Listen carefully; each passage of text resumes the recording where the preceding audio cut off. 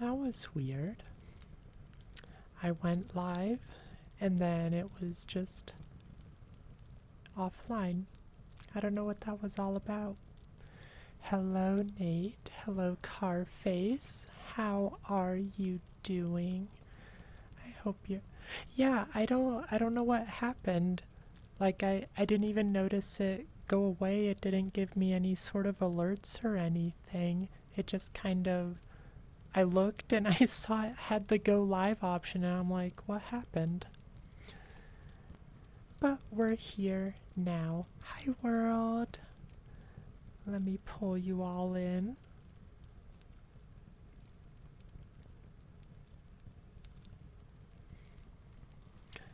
Hello, hello, hello. It's so good to see all of you. Thank you for the hydrate, Miss Beak. Let me get some water. I was actually thinking I needed to get a drink of water before we started into all this.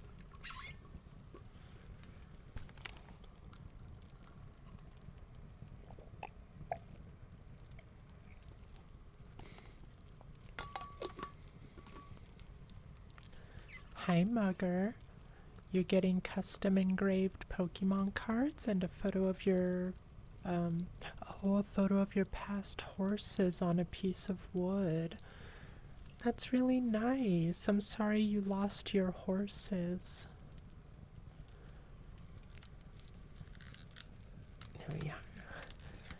Fair warning, everyone. I am a little out of it right now. I think maybe I'm... Like last week I got a little burnt out socially and I think maybe I still am a bit. Like I think I tried to be social again too quickly. So I will probably be pretty mellow during this stream. But I'm also excited for this story.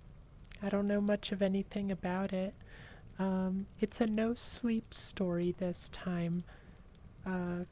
2 parts called The Showers, and I guess it's like an urban legend style creepypasta, but I just I stumbled upon a video on YouTube talking about it, and they were kind of raving about it, so I'm like, okay, I'm not gonna watch the video too much and spoil it for myself. So I'm just like, okay, we'll read that for Sunday. You're gonna have to write a story, Mugger? Ooh, yeah, go for it. Hi, Papa Wolfie. How are you doing? I haven't given y'all hugs yet.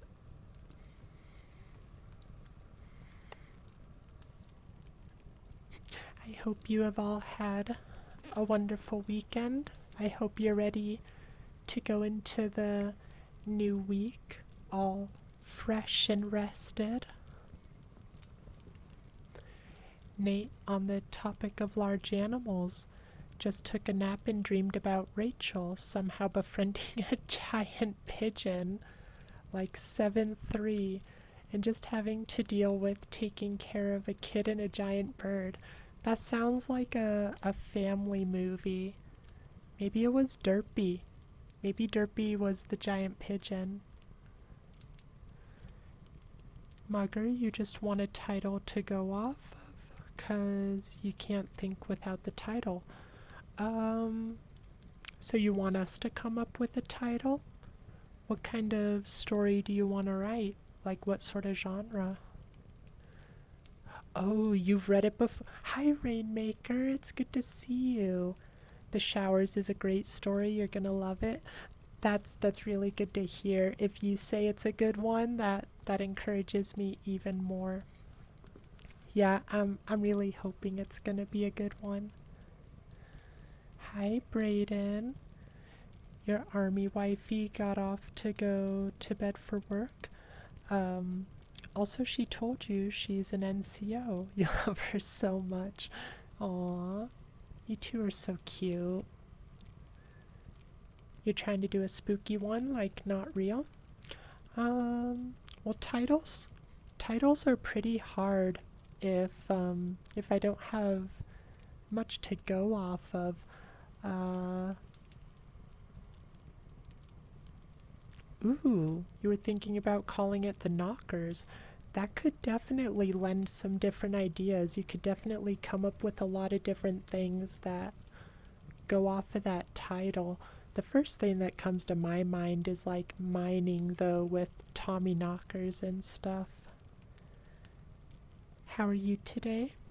I am doing okay, Papa Wolfie. Um, I was just saying a little earlier, I think I got a little socially burnt out last week, and I started getting over it, but I think I tried to go back into being too social too quickly. So it's kind of like coming back. So I'm feeling pretty mellow today. I got to spend some time with Miss Beak before hopping into stream though, so that helped me kind of recharge a bit. How are you doing today, Wolfie?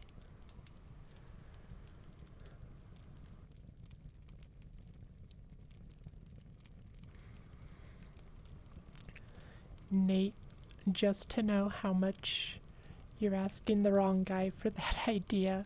Your first instinct for a name was almond milk.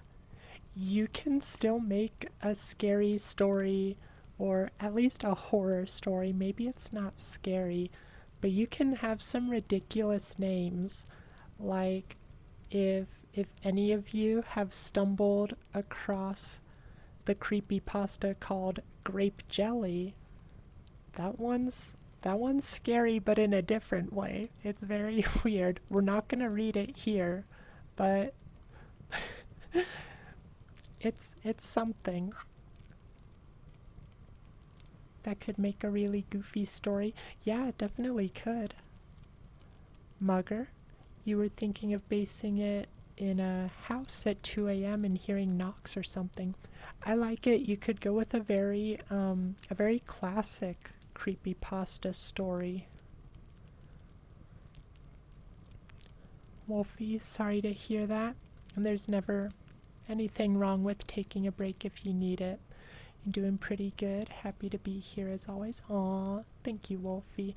I appreciate hearing, like, I know I can take breaks. I know it's okay to take breaks, but it's nice to hear you guys say it, because whenever I do feel like I need to cancel a stream for whatever reason, I always worry about letting you guys down. I know that's probably a little silly, but you know, I like to be something you can depend on throughout the week. And I know at least some of you really enjoy this time. I mean, that's why you keep coming back. I enjoy it too. And I love these Sunday streams in particular. I love getting to read these new stories with you all. Nate went grocery shopping today at BJ's. I don't think we have those here. I don't know what they are anyway. Mugger just moved in and heard a bunch of room. Ooh, yeah, that's a good start. It sounds like you're already getting some good ideas for it, Mugger.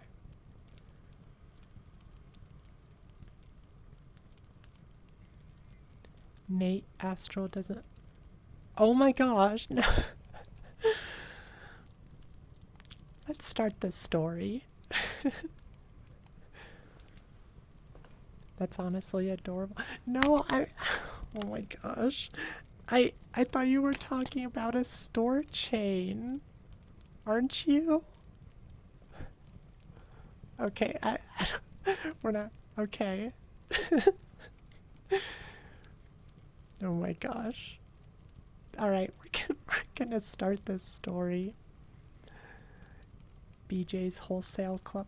I thought that said BJ's Wholesome Club for a second. Oh, the you being dependable. Okay, I thought you were talking about me, not... Oh my god. I need another drink of water. And then we'll start the story.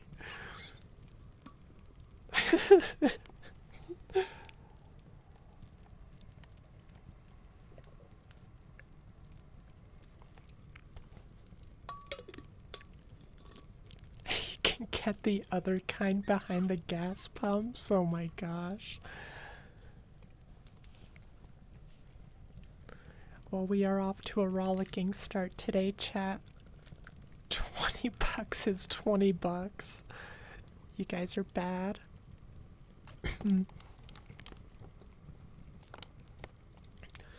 Alright, let's get started on our story for tonight.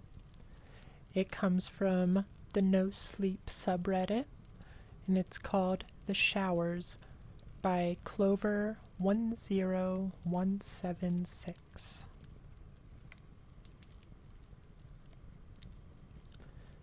Every area in all parts of the world has those area-specific urban legends that just refuse to die. Whether the stories are about a haunted asylum on the outskirts of a city, the creature that lives in the nearby woods, or a ghost that haunts a lonely stretch of road outside of town, there's always a common thread within the tales. No one has ever been to these places, seen the creatures, or witnessed any hauntings with their own eyes.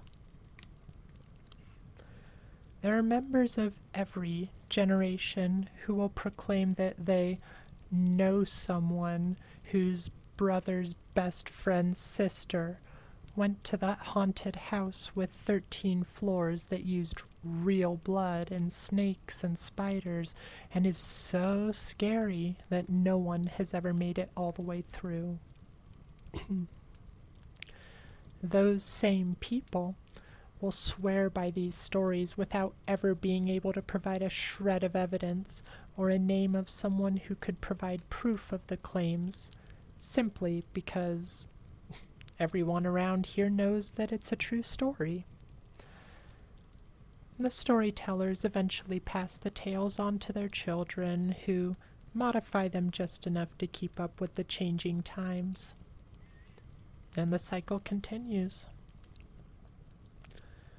I'm as skeptical as anyone when it comes to these stories, seeing as I was like a junkie when I was younger, constantly searching for more terrifying stories about whatever area of the country I was living in at the time. I made up and spread stories about haunted pizza parlors in New York, my cousin's encounter with the Jersey Devil, or how my grandfather encountered a feral human-like demon creature in the woods of Colorado. I even broke the one rule with these stories by putting myself into them. This took guts in hindsight, because I had to make sure that I always told them the same way. Surprisingly, no one ever called my bluff. I like to think that I have had some wonderful contributions to various urban legends around the Midwest and Northeastern states. I moved around a lot. There was always a surge of joy whenever I would wander the halls at school and hear one of my classmates retelling my stories to another one of their friends, adding little bits here and there like a massive game of telephone. I knew, of course, that the stories were complete fiction, but I stood my ground whenever someone asked me about them. I would even manage to act a little bit, speaking with a shaky voice or looking scared when I would recount a situation that I supposedly experienced myself. I suppose this aspect of my childhood has led to my current predicament, which I will recount in full for the internet to take from it what they will. I have laid this little introduction out as sort of a disclaimer. aimed particularly at those who will call my story into question. I have been like the boy who cried wolf for years, but I assure you, with every ounce of honesty and integrity that I have at this time, the wolf is real. From my introduction, it is probably apparent that I moved around the country quite a bit in my middle and high school years. Neither of my parents had anything to do with any branch of the armed forces. They simply didn't tend to hang around any given place for too long. I suppose it had some sort of effect on me, but I wasn't hurt by it or anything of the sort. Growing up, I was a complete ham. I made friends very easily, was often the class clown, and because of that, was often disliked by my teachers. Again, this was never an issue, as I was usually in another state by the time the next semester rolled around. My friendships were often fleeting, as were any positive relationships that I ever had with my teachers. Because of the events that followed, my memory of one teacher in particular is probably slightly skewed, but I will attempt to give the least biased version of our friendship that I can. Mr. Mays was one of my social studies teachers in the early years of my high school experience. Being older now, I can understand how horrible children are to deal with around that age, and I respect him to no ends for the way that he was able to connect with his students. He seemed like one of us. He talked like us, made pop culture references that were current, listened to cool music, and sometimes he would even say hell or damn while he was giving a passionate lecture about Native American history or something like that. A teacher that swore even a little bit was the epitome of cool to a freshman in high school. My memories of Mr. Mays mostly stem from the way that he really got into anything he was doing. The instance that is very vivid in my mind was, of course, around Halloween of my sophomore year. Mr. Mays had the typical teacher decorations around the classroom, smiling jack-o'-lanterns and black cat cartoons, typical and boring in the minds of egotistic high school students. However, on the 31st of October, when most other teachers were rolling their eyes at the fact that teenagers still took dressing up in costumes on Halloween seriously, Mr. Mays took the whole cool teacher thing to a new level. Hi, Derpy. It's good to see you. Oh, thank you for the 2 hydrates. Oh my gosh, 3 hydrates. Oh my gosh, I have not been paying attention. I am so sorry. Let's take 3 hydrates real quick. Derpy. Had stream open waiting for it to start, then accidentally paused it and lost track of time. Oh no. That's okay. You didn't miss too much, Derpy. We spent a little. Finally noticed. Yeah. I saw the chat moving, but I was like, I'm into this story. I want to keep going.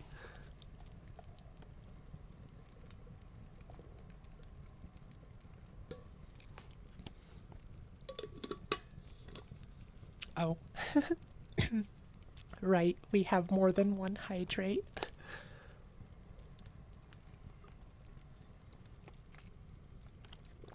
We are not getting into debt again.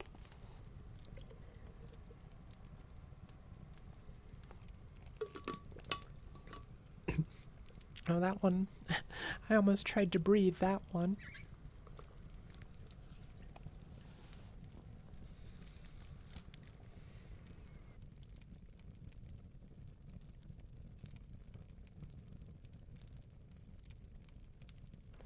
Hello, Reborn. How are you doing? Let me scroll back just to see if there's any other messages I need to tend to. Oh, hi, Sword Swiper. It's good to see you. Also, I haven't gotten a chance to thank you, Sword Swiper. I saw your tier 3 resub. Thank you so much. A tier 3 is huge. That's crazy. Thank you, thank you, thank you. I appreciate you so much. You're having the epiphany of hell trying to get your face tracking enabled. Oh, yeah, I don't have any experience with that, so unfortunately I can't help. But I hope you can find someone or a guide or something.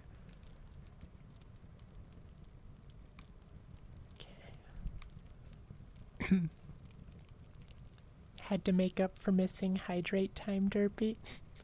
Fair enough. Nate, you think... oh, Cleo bars? Oh, you're talking about the other stuff. Missed out on one of the best dirty jokes you made on stream. Oh my gosh. Moving on with the story.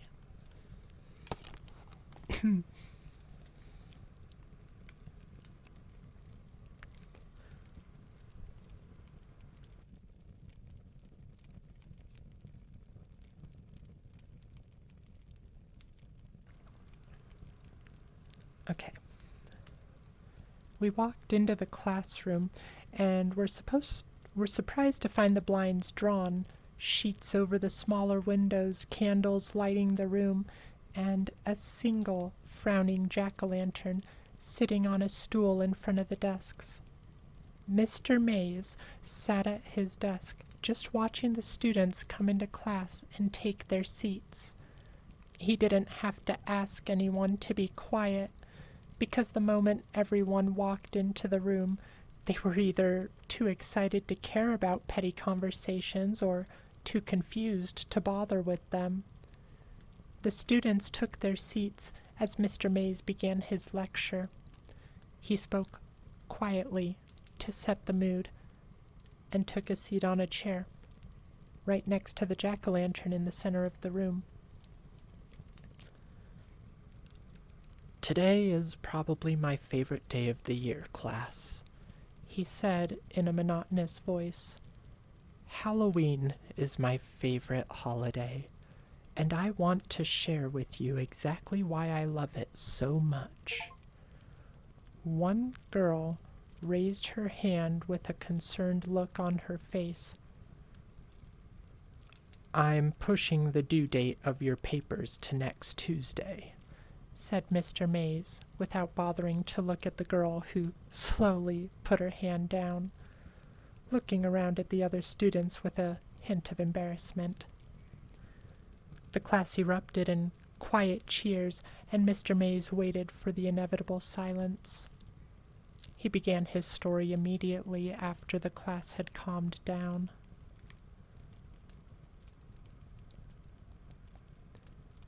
ASMR whispered positive affirmations. Please make this redeem 100 stream currency like the fishes. I need to keep it a little heftier because it is more of an investment for you guys. Let's go a little longer, and then we'll do the whispered affirmations for you, K. Brayden.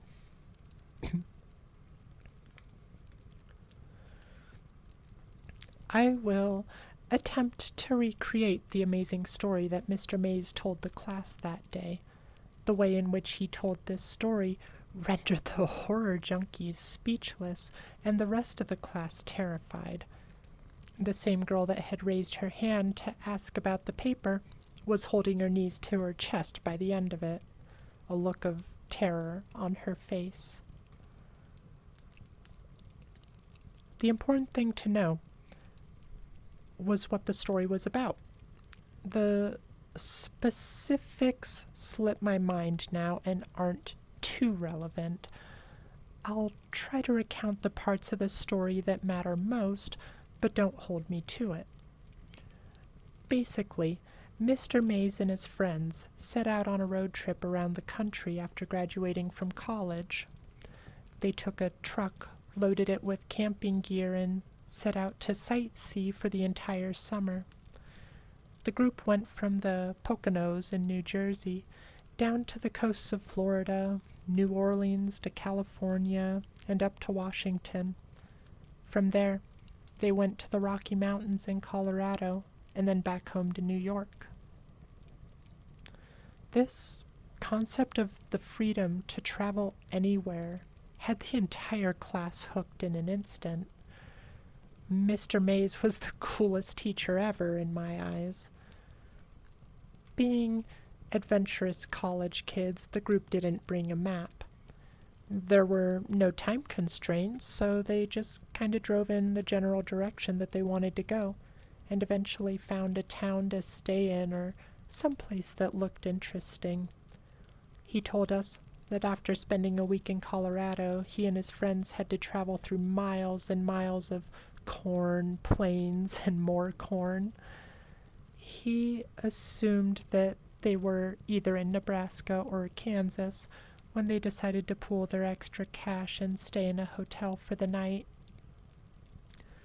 They settled into a motel in some town that Mr. Mays could barely remember the name of when one of his friends realized that they were somewhere near his grandfather's farm. He wasn't entirely sure where it was, but being adventurous college kids, they decided to get a quick refund from the motel and try to contact the friend's grandpa. They were unable to get a hold of the grandpa on the phone, so the group figured it would be fun to just show up. Mr. Mays's friend was adamant that his grandparents would take them in and feed them without a moment of hesitation.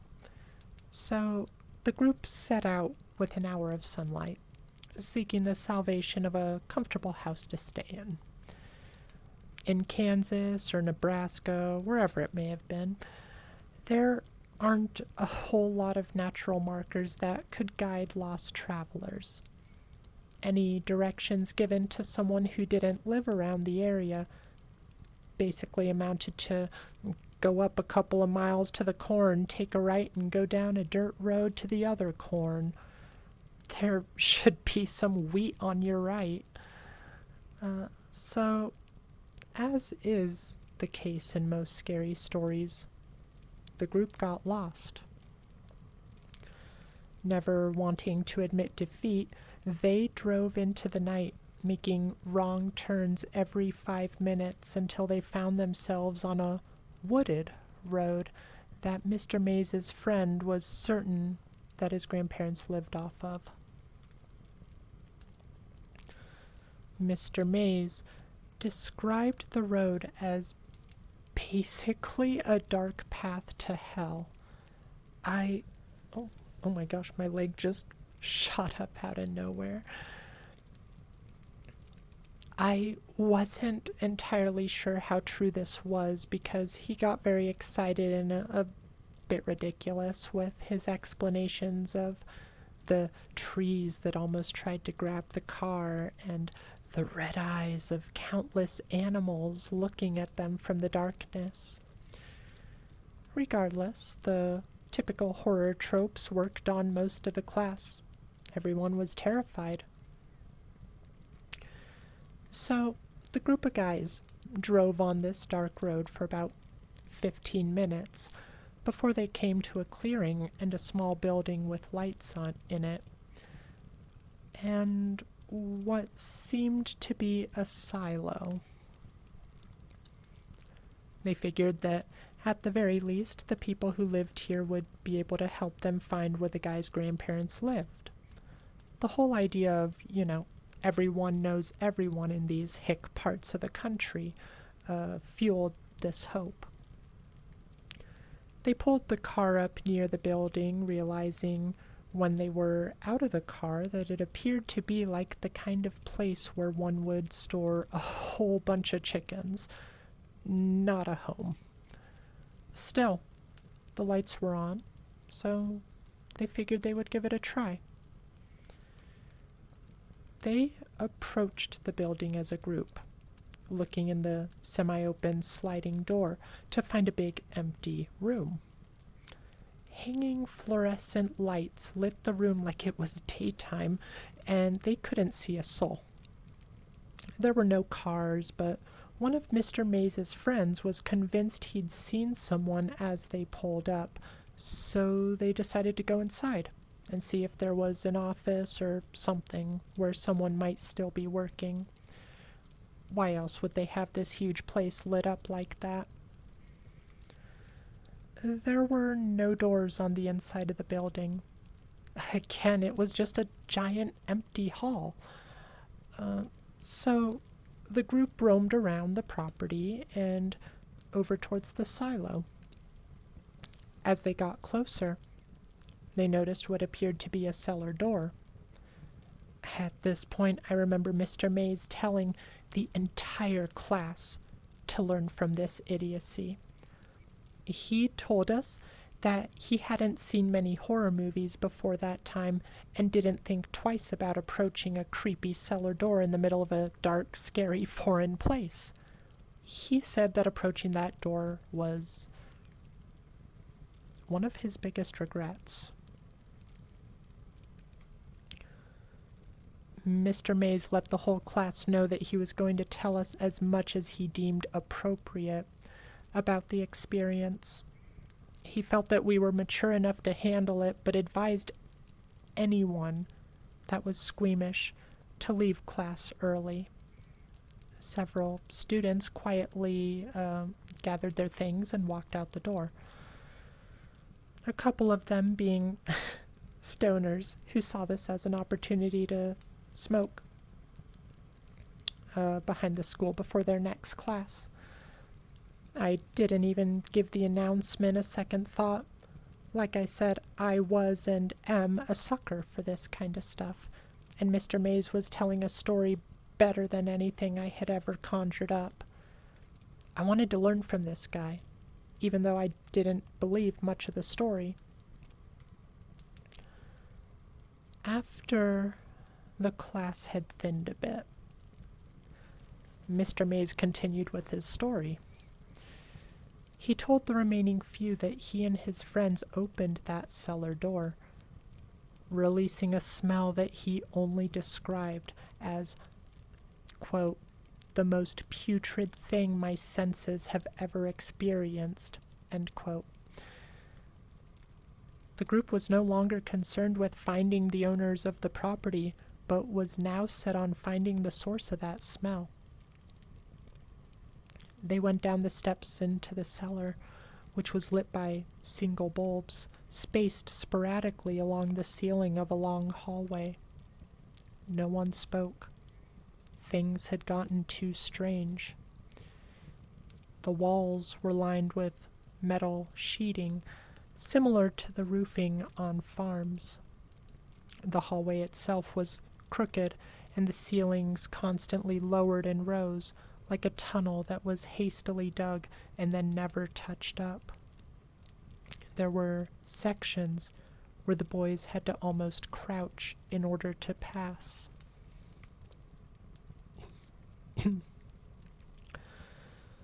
The worst part, Mr. Mays told us, was that the light bulbs continuously flickered, sometimes acting like a strobe light and making it very difficult to move through the winding and unstable hallways.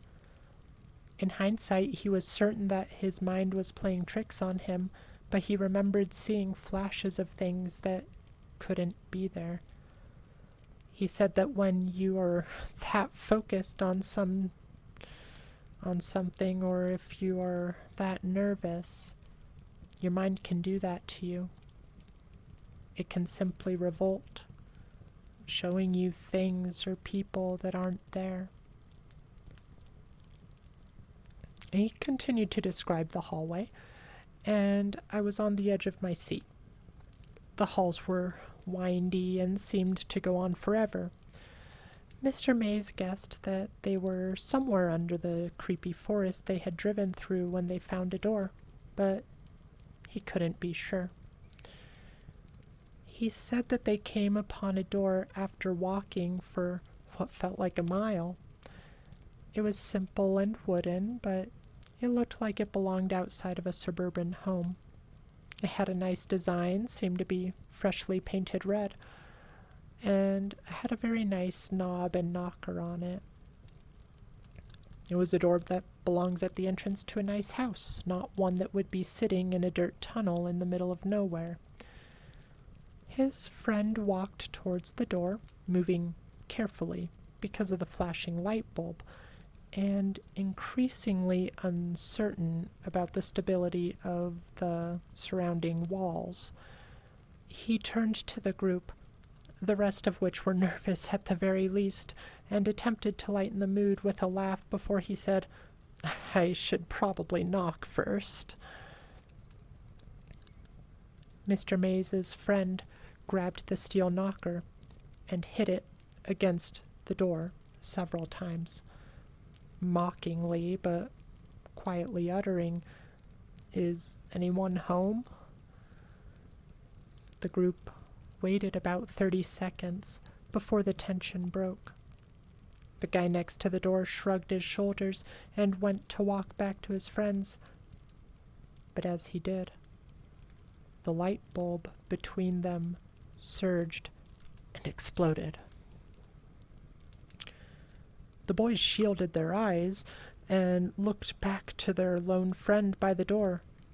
As he lowered his hands, one of the metal sheets of the makeshift roof dropped. The edge of the sheet fell directly on the boy's forehead, slicing it open and sending a wave of blood down his face. The impact apparently knocked him out, and he fell back against the door, knocking it open in the process. The entirety of the group rushed through the dim light to their friend, barely noticing the seemingly pitch-black room that now lay before them. Mr. Mays was the first to make it to his friend's side. He lifted the guy's head into his arms, immediately taking off his jacket and putting it over his forehead in an attempt to stop the bleeding. Once the group had calmed down, Mr. Mays noticed that the arm that had been bracing his friend's head was soaking wet. He was confused about this and was attempting to sort it out when one of his friends started talking. He said something along the lines of, "The lights, we have to go," when Mr. Mays took notice. All right, let's go ahead, and before we get any further into this, we'll do your positive affirmations, Brayden. You are doing so good today, Brayden. I'm so proud of you. I hope you're having a wonderful day.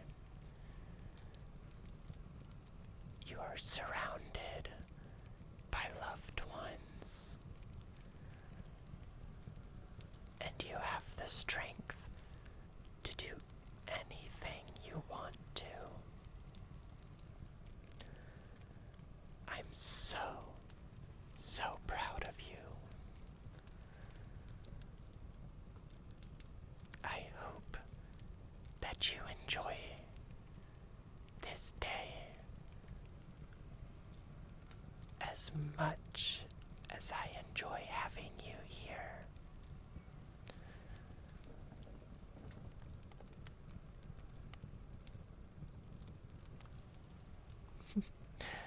I hope you liked that, Brayden. Making you want to rewatch Mandy? I still need to watch Mandy, Nate. I've heard it's good, but I just haven't gotten around to it.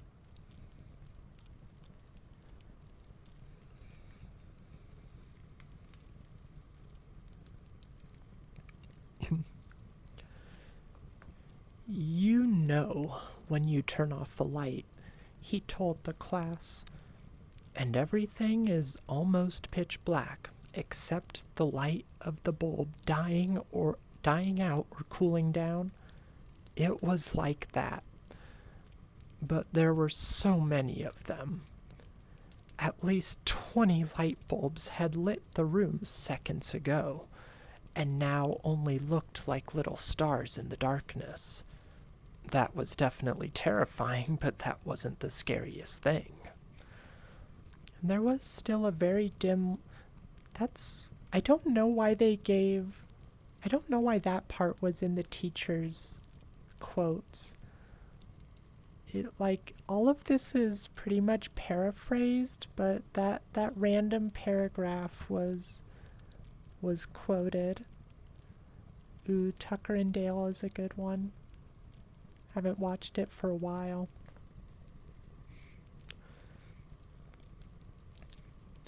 There was still a very dim light coming out of the hallway behind them, and though it was weak, it lit the room up just enough to see the shape of tens of people standing less than 10 feet in front of them. Mr. Mays's friend went to say something else as one of the bulbs to their right flickered to life. Let me interrupt at this point and say that Mr. Mays was a generally playful guy. He had that tone of voice that makes you want to respond. Basically, he could say, "Let's go jump off a cliff, guys," and you would want to respond with, "All right, Mr. Mays, show us the way." That is a ridiculous statement, but it gets the point across. He was a charismatic guy. The whole story up to this point had been told like a campfire story. He had the voice inflections of someone attempting to be mysterious and scary, which worked, but was noticeable.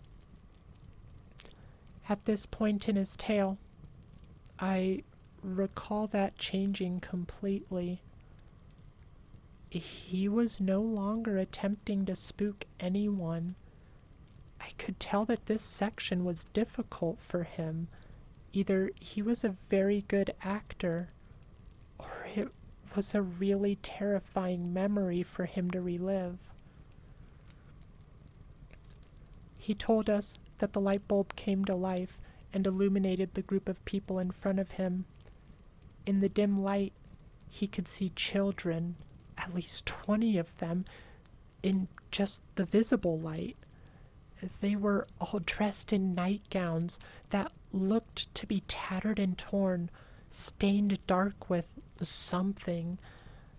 Their hair was long. Every single one of them looked like they had not had a haircut since birth. Some of the children were almost completely obscured by the length of it. Every single one of them didn't appear to have seen a shower or a nice bath in their entire life. Mr. Mays told us that the most terrifying part of the whole thing was that none of the children were moving. They were all standing, staring, most of them only visible from the faint light reflecting off of their eyes. His whole group was paralyzed with fear for several seconds when they heard what sounded like an animal in the distance yelping. The way it was described was like the sound of a dog crying multiplied by 10. This spurred the group to life. Just as the children began to step forward, his friends grabbed the injured one and lifted him out of the room and into the hallway in an instant. Mr. Mays took another second to move and had difficulty finding his bearings. He reached to his left in an attempt to find a wall to lean against, and ended up finding a handle, then pulled hard, never losing his vision on the children. He bolted for the door right as he noticed what he had grabbed onto. A shower head protruded from a cement wall, reaching maybe a foot into the room. There was something leaking from it, but it was too dim to tell what it was. He realized that it had been leaking onto him, but he didn't care. There were now children stammering towards him as an animal cried in the distance, and his friend was seriously injured. As he left the room, he made a point to emphasize that he could make out several more shower heads on the wall near the single dim light bulb. This is why I call them the showers, Mr. Mays told the class. I was transfixed, sitting as far forward as my desk would allow, bracing for more. I slammed the red door behind me, he said, and ran through that hallway faster than I have ever run before or since. I made it back to the car, and we drove out of there like a bat out of hell. A couple of students snickered at his use of the word hell. So when you're out trick-or-treating tonight, make sure you know exactly where you are headed. And don't go out to any abandoned farmhouses. I mean, there aren't many around here, but you're all smart kids. Except Jerry. The class laughed, and the mood lightened as the bell rang for passing period. Mr. Mays turned on the light and thanked everyone for listening, reminded them about the paper due next week, and told us to have a safe and happy Halloween. Students all around me were abuzz with theories about the story they had just heard. I bet it was some sort of crazy Nazi hideout, said one girl. I think they were all ghost babies that were killed by a dog, said another. I couldn't theorize in the slightest. I was still caught up in the moment. The way that Mr. Mays had told that story and the detail that he had included in it left me feeling like we didn't get the whole story. A couple of days later, I stayed after class and asked him about how it really ended and what happened to his friend. He laughed and said his friend was fine and that it was honestly, he whispered this part, probably due to some of the drugs they were on at the time. Mr. Mays winked at me as if to say, "Don't tell anybody about the drugs bit, kid." And I smiled and left. I lived in that town for another couple months, and then was rapidly moved halfway across the country to Milwaukee, Wisconsin. Hello, Chris. It's good to see you. I hope you've been having a wonderful weekend. Posture check. Thank you, thank you. Ooh, I feel my back cracking. Thank you for the posture check. Get those backs straight, get those shoulders back, and get them boobs out. Y'all know the drill. Let me also actually take a drink of water real quick. Oh, Evil Bong.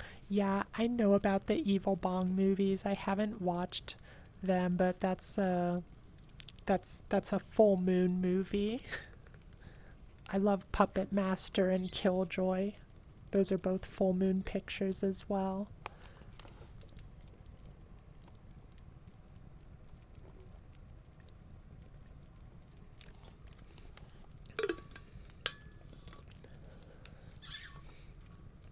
Much needed. Hydrate. Alright, let's get back to the story.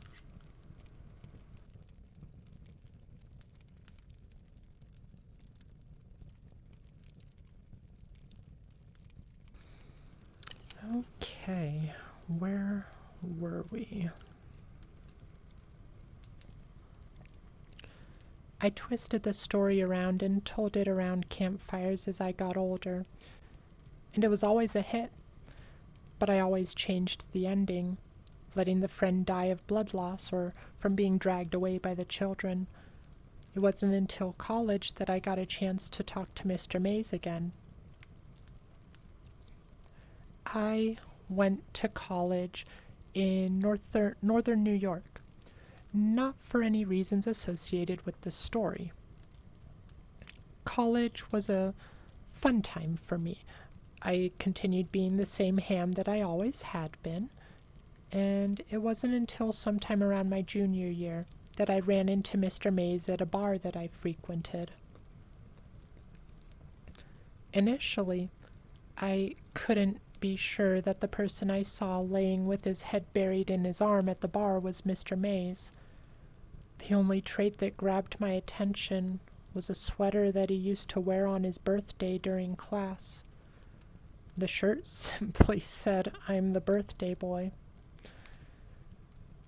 I told my group of friends to grab a table and that I would join them in a second, then walked over to the man at the bar.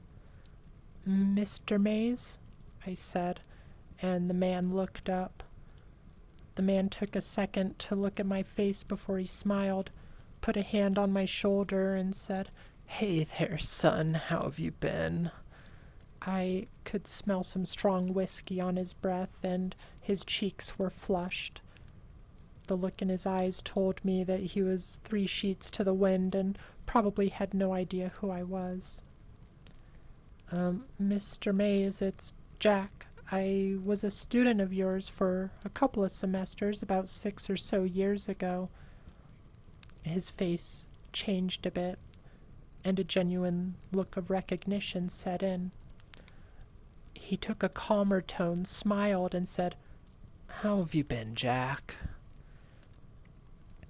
We talked for a solid 20 minutes. I told him what I had been doing for the last several years, and he told me. Apparently, he was still teaching at the same school, doing the same old shtick, as he called it. I asked if everything was all right, and he said that they were as good as they ever had been or ever were going to get. It took me a while to realize that I was an adult that was having a conversation with another adult. Every time I had spoken to Mr. Mays previously, I had been in the student-teacher relationship. But now I was just a guy having a drink with a friend at the bar. My friends eventually left, and I continued to drink with Mr. Mays. He told me all about his divorce and his kids, things that I never would have asked or cared about previously. But now I cared. He was a real person to me, not just an idol anymore. This was a guy who had real problems, not the infallible teacher I once thought he was. It had been several hours before I even brought up this story about the showers. I told him all about my history with urban legends and scary stories, and he just laughed. When I mentioned the story that he had told us years ago, he almost seemed uncomfortable. He finished his whiskey, signaled for another, and then turned to me and got very serious. "Listen, Jack, I don't know why I kept telling that story year after year." His words were slurred, or my hearing was messed up. We were both sufficiently blitzed at this point. "That was what my therapist told me to do when I was younger. I had to tell people it, to come to grips with it or some shit." He took a big swig of his drink. "Wait, your therapist?" I said. Mr. Mays laughed heartily and looked at me. "Of course, Jack. You think that something like that wouldn't fuck a person up?" I was confused but smiled nonetheless. Things had just gotten very strange. "But I mean, you said you were all on drugs or something, right? No one was too terribly hurt. You were all okay, right?" He got almost cartoonish with his sadness in the next several seconds. Of course we didn't, Jack. Why do you think I'm here right now? I was puzzled, quickly filled with 1,000 questions that I wanted to ask him, but I let him carry on. Tim fucking... You didn't make it, Jack. He laughed. His laugh turned suddenly to tears. Fucking took him, they did. I don't even know. Cops told us we were just drunk, that he wandered off and got taken by wildlife. He didn't know. He didn't see it, Jack. I was absolutely stone-faced at this point. Mr. Mays was carrying along like I knew the actual story, but I didn't. His friend disappeared. I didn't know. I wish they'd have found the body, though. Then we could have shown them. He sighed. It's a bad place, Jack. I don't know anything else to say. It's a bad place. He carried on. There we are. He carried on for a couple minutes more about his friend and the fun that they had before they went on that trip. And I let him talk.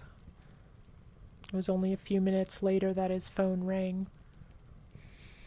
Hello, sweetheart. He whispered into the phone. I'll be out in a second. He gagged. Love you, baby. The person on the other end hung up the phone, and Mr. Mays got up to leave. It's been nice seeing you, Jackie. You've got a good head on your shoulders, boy. Make sure you use it. He began to walk out of the bar. Mr. Mays, I yelled after him. Yeah, Jack? He turned back towards me. Where'd you say all that shower business took place? Where? Hell, didn't I mention it? It's somewhere outside Broken Bow, Nebraska. Fucking hell on earth, if you ask me.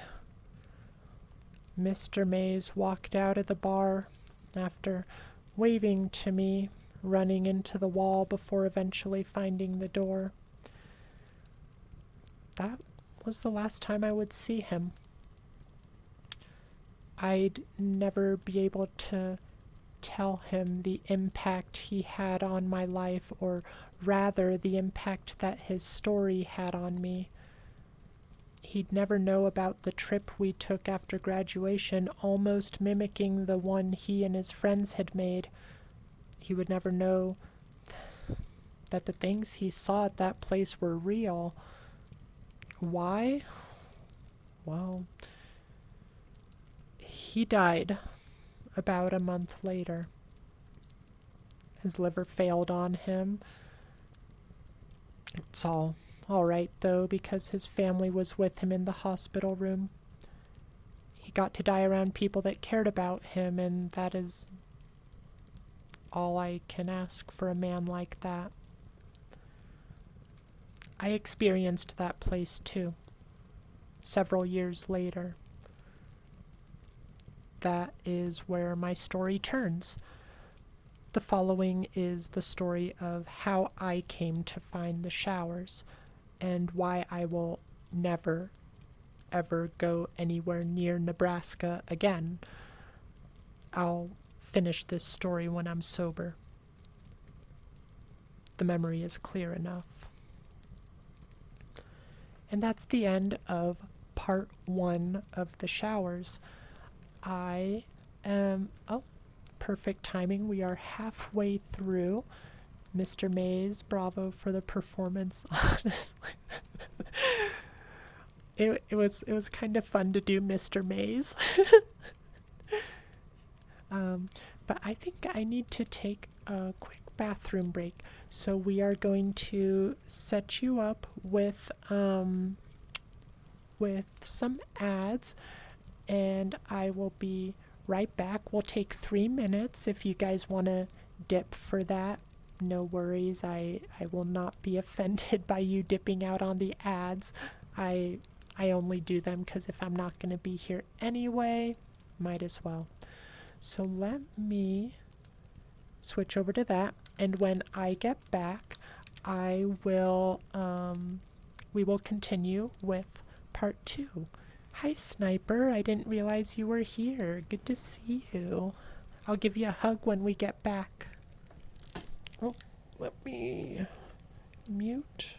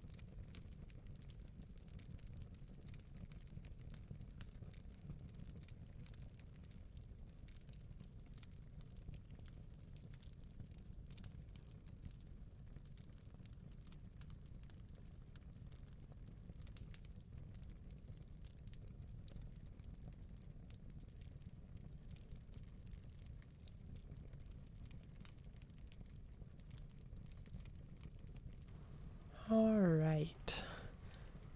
Looks like we still have 30 seconds or so on the ad break.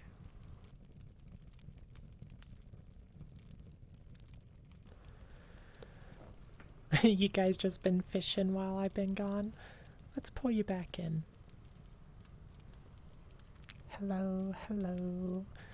I owe you a hug, Sniper, and all the rest of you who have joined since our last hug. I guess those of you who have been here already can just, you can slide in on that hug as well. This story gets depressing. Love it for that, really. So, yeah, I'm really enjoying it so far. I feel like I'm not completely doing it justice with the narration. Although, like I said, I did enjoy doing Mr. Maze. Oh, looks like ad is back. so we can go ahead and continue with our story. I hope you all had a lovely little ad break. I hope you got a drink of water, a snack, whatever you needed to do, got up and stretched. Let me get back to the story, part 2. Oh, you playing Phasmophobia, Sniper? I haven't played for a while. I'm kind of stuck in,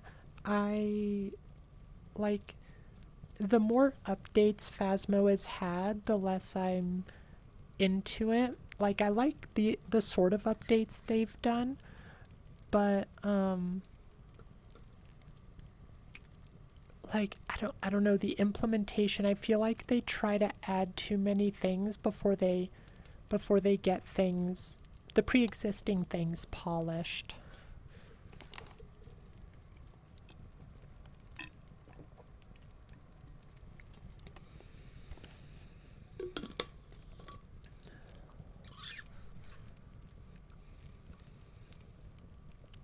Oh my gosh, you've been playing for a week straight, Sniper. Yeah, that's how it was for me when I first started. And when I started the game, it was like the December that after it came out, I think.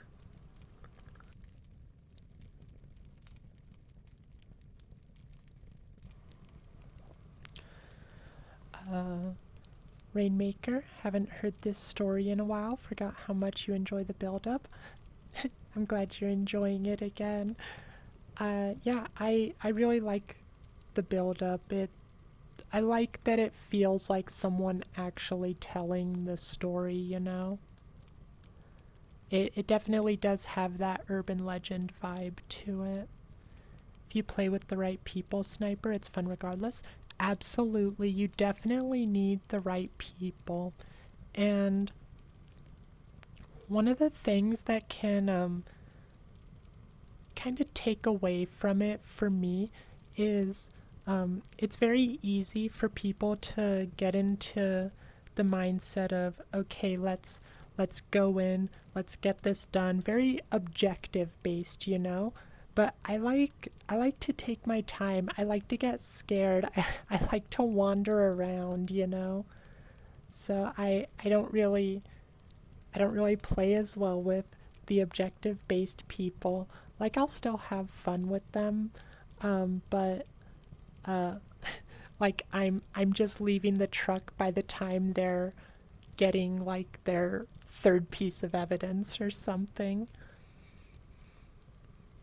All right, let's continue our story.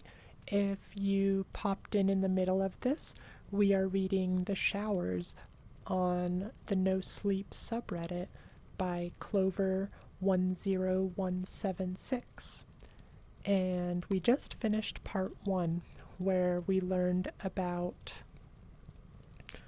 our main character had a story told to him by a former teacher about a creepy place that he called the Showers, where they found some strange children. And that's about all we know. Somebody died, one of his friends died, the teachers did. But the only extra information we got was from a very drunk Mr. Mays, who was the teacher, once the main character was in college. So, needless to say, main character goes over there, and we are about to find out his story. So let's continue.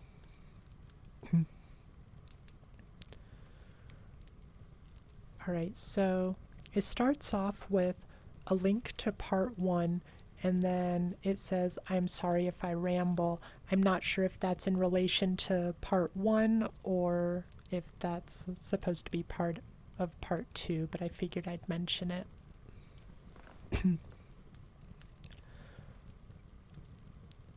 I'm awake now, semi-sober and ready to finish this for you guys. the internet and whoever cares to hear it. I didn't find out that Mr. Mays had passed away until a couple months after the funeral service. Initially, I was going to seek out his family in order to send my condolences, but it wasn't as if Mr. Mays and I were best friends or anything, so I refrained. I continued through my college career and graduated a year or so after our bar meeting. Graduating with English as my major wasn't a mistake, but it wasn't exactly something that landed me any sort of immediate jobs after college. Now, I had saved a pretty solid amount of money while I was in school and decided I deserved a bit of a vacation, if you will. I took my spare cash, got together with my college buddy Steve, packed up, and hit the road, aiming for somewhere in the Rocky Mountains. I had lived near Littleton, Colorado, when I was younger and remembered loving the area, so this destination was as good as any. The trip was a success. We made it somewhere around Estes Park, Colorado, and found a cheap cabin that we rented for about a month. The days were filled with lounging, hiking, and generally things that involved little to no work on our parts. After our rental was through, we packed up again and headed on our way back east. Break here for a moment just for a little fun fact. Estes Park is actually where the Stanley Hotel is. The Stanley Hotel being where The Shining was filmed. Kubrick's version of The Shining, because there is at least one other movie version of The Shining that I actually do like the other version, but rambling, that's a story for another time. Sniper, pretty much when you're with one person, you just mess around. Other people, you do try. That's fair. Chris, funny thing just happened. You had some lag and stream froze and you were just staring at me. Oh my gosh. Maybe it wasn't me. Chris, maybe that was Telluric Mantis. Derpy, oh, you started reading again. I thought for a sec you just admitted to being somewhat sober. Oh dear. Well, admittedly, I am somewhat sober. A little more than somewhat, actually.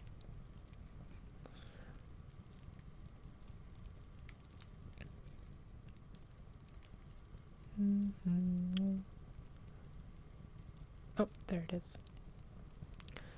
Sometime during this trip, we had met up with a couple Estes Park natives in one of the local bars.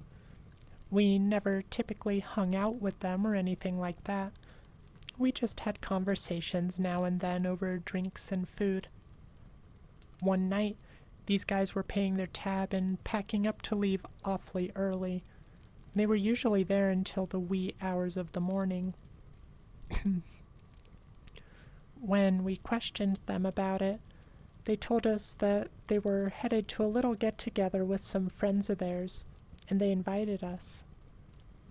Having nothing else to do, we hopped in the car and followed them to the party. The party itself was very low-key and ultimately inconsequential to this story. However, the important thing about it was that at some point in the night, we were all sitting around the fire and swapping ghost tales. At this point in my life, I wasn't as much of a ham as I was in my younger years, but with a little bit of encouragement, I started on a couple of stories that I remembered telling in my youth. Eventually, I made it to Mr. Mays's story about the showers. Every time that I had told it after hearing it from Mr. Mays, I had spiced it up a little bit, but out of some sort of subconscious respect for my former teacher, I went straight into the version that he told my class in sophomore year of high school. The group enjoyed my stories for the most part, the showers being the mutual favorite among the partygoers. Steve and I left for the cabin at around 5 in the morning, and he asked me about that story on the drive home. I told him all about Mr. Mays, that class, my love for everything horror related and whatnot. And he suggested that we try to find the place on our return trip to New York. Initially, I was reluctant simply because I didn't feel like aimlessly wandering through Nebraska for days, looking for some old farm building that was probably demolished at this point. But a couple days before we left Colorado, I told Steve that it sounded like fun. We weren't going to be able to do another trip like this for a long time, so I figured that we might as well make the best of it. Somewhere in the back of my mind, I thought of it as a little tribute to Mr. Mays. A guy that in retrospect helped me realize that I wanted to be a writer. Anyway, we left Colorado and made the long, boring, and barren drive to Broken Bow, Nebraska, or Hell on Earth, as Mr. Mays had put it. We found a motel in town and hung around for a couple of days, venturing out 100 miles or so in any given direction each day after that. I had remembered Mr. Mays telling us that it was somewhere outside of Broken Bow, but I don't think he got any more specific than that. We tried asking the townsfolk if they had any information about the showers, but we were usually met with blank stares or eye-rolling when we told them what exactly the place was. The only person who seemed to know anything about it was an older lady that worked at a gas station on the outskirts of town. I don't recall her name, but this woman was just one of those cheerful old people, very helpful and generally interested in what anyone has to say to her. Steve had started talking to her at checkout, and she asked about our license plate, commenting about the fact that we were very far from home. We had nowhere in particular to be, so Steve and I ended up talking to this woman for about 15 minutes, at which point we brought up our hunt for the place known as the Showers. Initially, the name didn't ring any bells with the woman, which made sense, seeing as Mr. Mays had just given it the name after his experience there. But when I began to describe the details that I remembered from his story, the friendly old woman interrupted me. Her tone was not scornful or mean in any way, but she became very tense and deliberate with her words from that point on. People don't deal with anything relating to that sort of business around here anymore, she told us. That was all a long time ago. Following her statements, she attempted to be cheerful again, excusing herself to the restroom and wishing us the best on our return trip to New York. Steve and I returned to the car without a word. Both of us were thinking about what the old lady had said. Again, she didn't seem to be angry at all. She just didn't want to hear another word about it. We were driving back to the hotel before Steve said something. I mean, if I had to live in a place associated with an urban legend or something like that, I would totally mess with anyone who asked about it, he said. I mean, you'd eventually just get tired of people asking about it, so you'd just try to scare them to get them to shut up, wouldn't you? I agreed with Steve and kept driving, But the whole experience wasn't sitting right with me. If this was some sort of well-known legend in the area, why did no one else in town seem to know anything about it?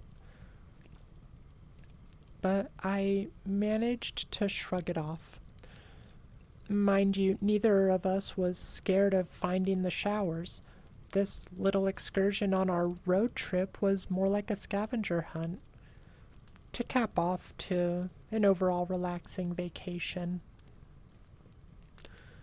Steve and I were basically like tourists hunting for the site at which a famous movie was filmed or something like that. We went into the whole situation with little to no expectations and a fleeting hope that we would be able to find this place. Let me grab a drink of water real quick. Oh, hi, Kingly. How are you doing? How was stream earlier? Sorry I couldn't, sorry I didn't have any audio going. Just figured I'd pop in for a bit while I was on break.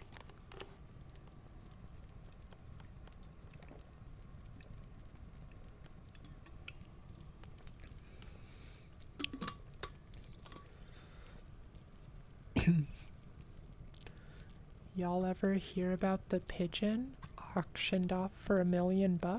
I have not. Why? Why was he $1 million?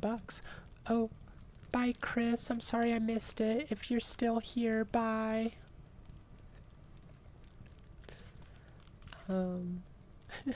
Nate, she did say she would be a bit out of it this stream. Yeah, that's very true. And I'm glad you guys are all still with me for it. Like I said, I love reading these stories for you, but yeah, today my head's just not in the right space. I am enjoying this story though. And I hope you all are too. Kingly, doing good, thanks for asking. Stream went pretty well, definitely something you haven't done in a while. Well, I'm glad I got to catch you while you were. Aw. Okay, let's do a chat hug, Wolfie.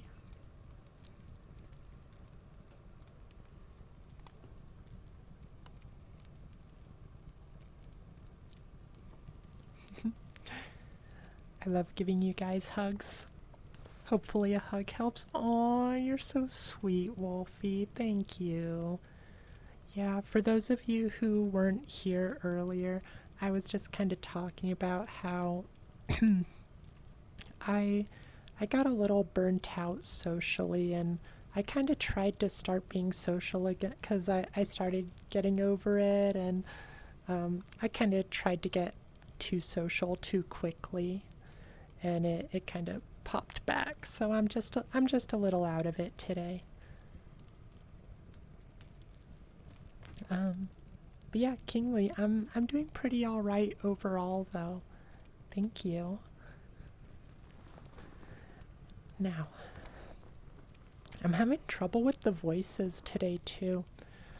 I don't know if I strained my voice doing something, but I'm not wanting to push it too much or anything, so I feel like the voice quality isn't there as much as it usually is.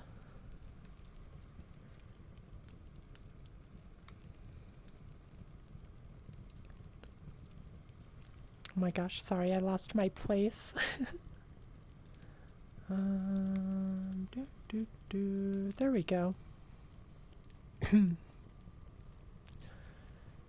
We spent another day in Broken Bow before we took our next trip out to find the showers. Nebraska isn't as terrible of a place as people make it out to be, but it really isn't all that exciting.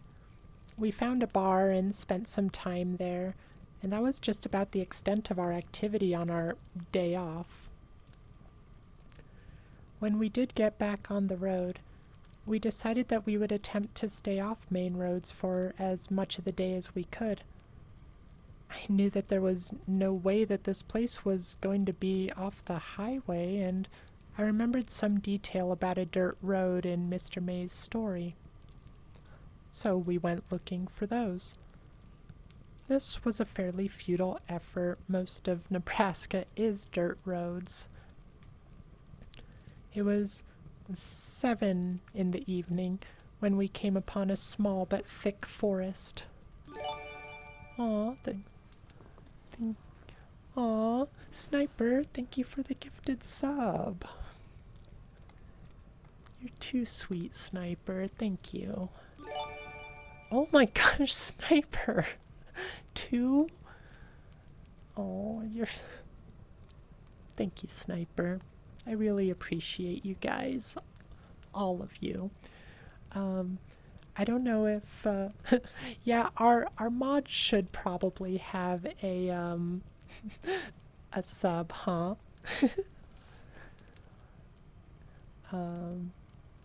Kingly, glad to hear. Sorry to hear that things haven't been so well for you recently. Hope.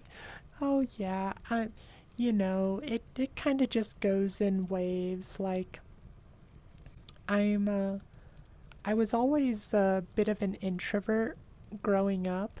That changed a bit more relatively recently. Like in the last couple of years, I started getting more social, but I'm still not an extrovert. I put myself in that ambivert territory. So, you know, sometimes the social stuff does just get a little draining, and you need to take a break from it.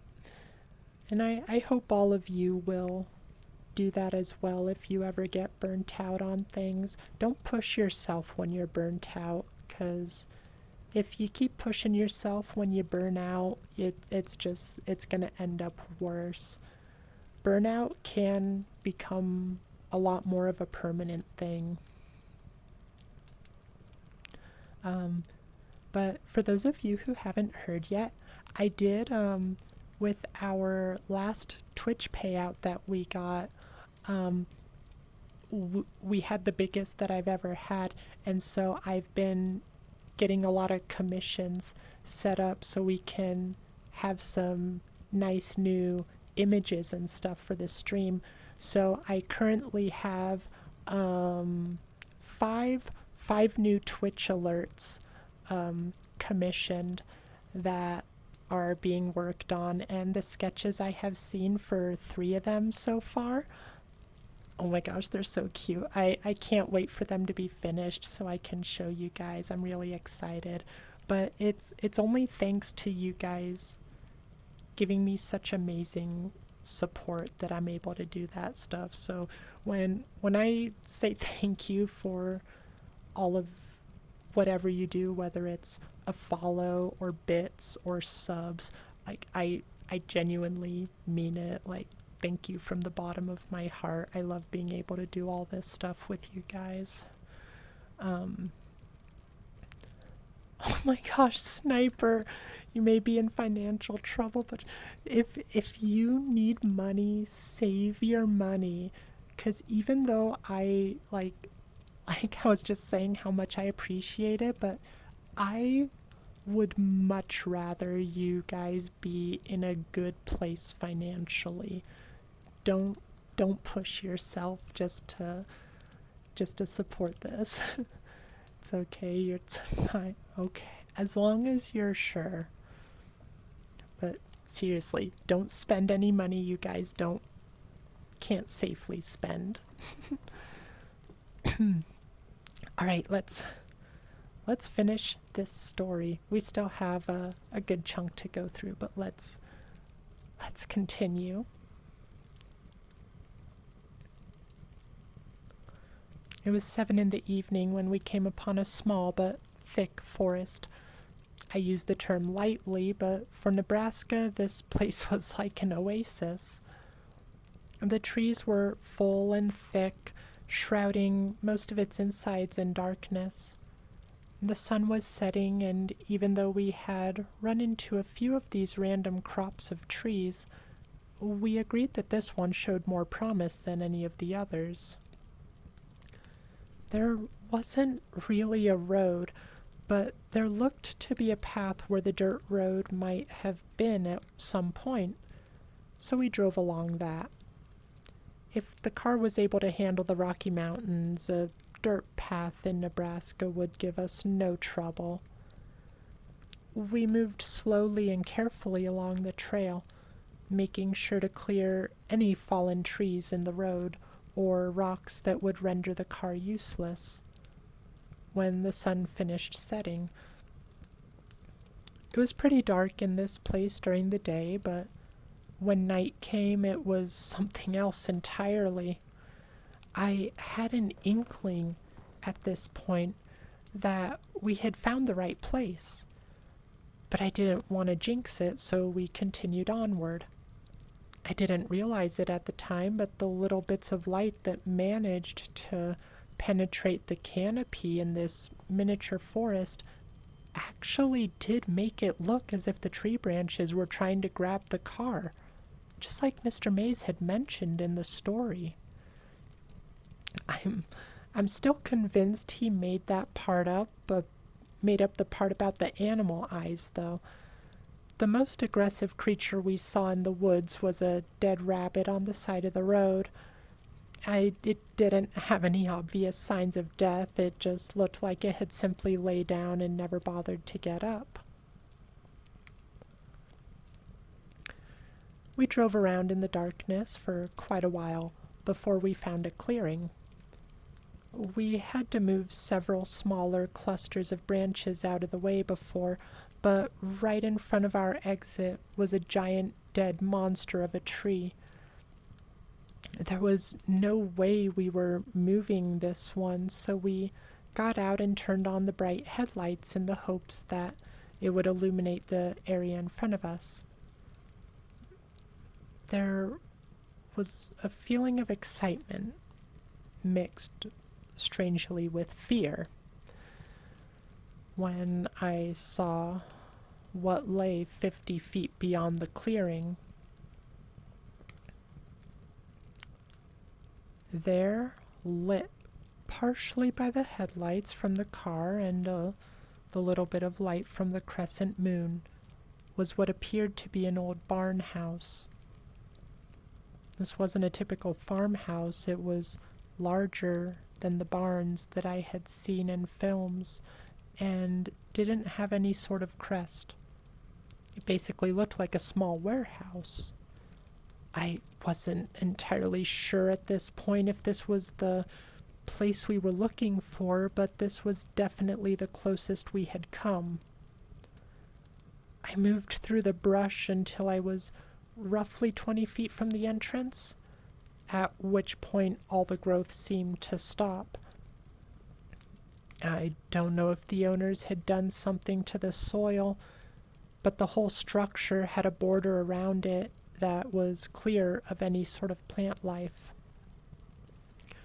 I approached the entrance to the building, a large sliding door, as Steve came up behind me with 2 flashlights in hand. "So you were just gonna run off into that place in the dark?" he laughed. I gave a half-hearted chuckle and grabbed one of the lights from his hand. Mine was a little but pretty bright flashlight. It was the kind that hikers would most likely fasten to their backpacks just in case they were stranded at night. Worked well enough. I grabbed the metal door with both hands, holding the flashlight with my mouth, and gave it a tug. It moved slightly, creaked a little bit, but there was no way I was doing this by myself. Steve came up from behind, set his flashlight on the ground, grabbed the door, and said, 1, 2, 3. We pulled at the door with all that we could muster. Once we had managed to move it a couple of inches, it must have latched back onto its track because it slid very easily, stopping hard with a loud and echoing thud when it was completely open. Steve picked up his flashlight and walked behind me. I had already moved inside. The inside of the structure was exceptionally bare, almost troublingly so. I wasn't entirely sure how far we were from the nearest home or small town, but there wasn't even the slightest bit of evidence that anyone had been in this building for years. There were no broken beer bottles or empty bags of chips. There weren't even any animal droppings or eager plants that managed to grow here. The room was expansive, larger than your average farm, but not the warehouse-sized monstrosity that I believed Mr. Mays had described in this story. I was sure that it was simply a holding area for farming equipment or something similar at some point. Disappointed, I wandered near the entrance while Steve ventured into the expanse of darkness. As I was running over the details of the story in my mind, something struck me like a sack of bricks. In Mr. Mays's story, there was a silo near the barn. I ran outside, my eyes adjusting easily because at the very least it was brighter outside. I looked in all directions, running around the perimeter of the building. Surely, if there was ever a silo near this place, there would be some evidence of it somewhere. But despite my hopes, there was nothing but a cluster of thick bushes on one side, brush and dirt everywhere, and the forest that we had come from. I walked back into the building, frustrated and tired. Steve was still excited, eagerly running around the inside of the building. Even if I could just find a shower head or a pipe, he said, then we'd know it was true. Just keep looking with me.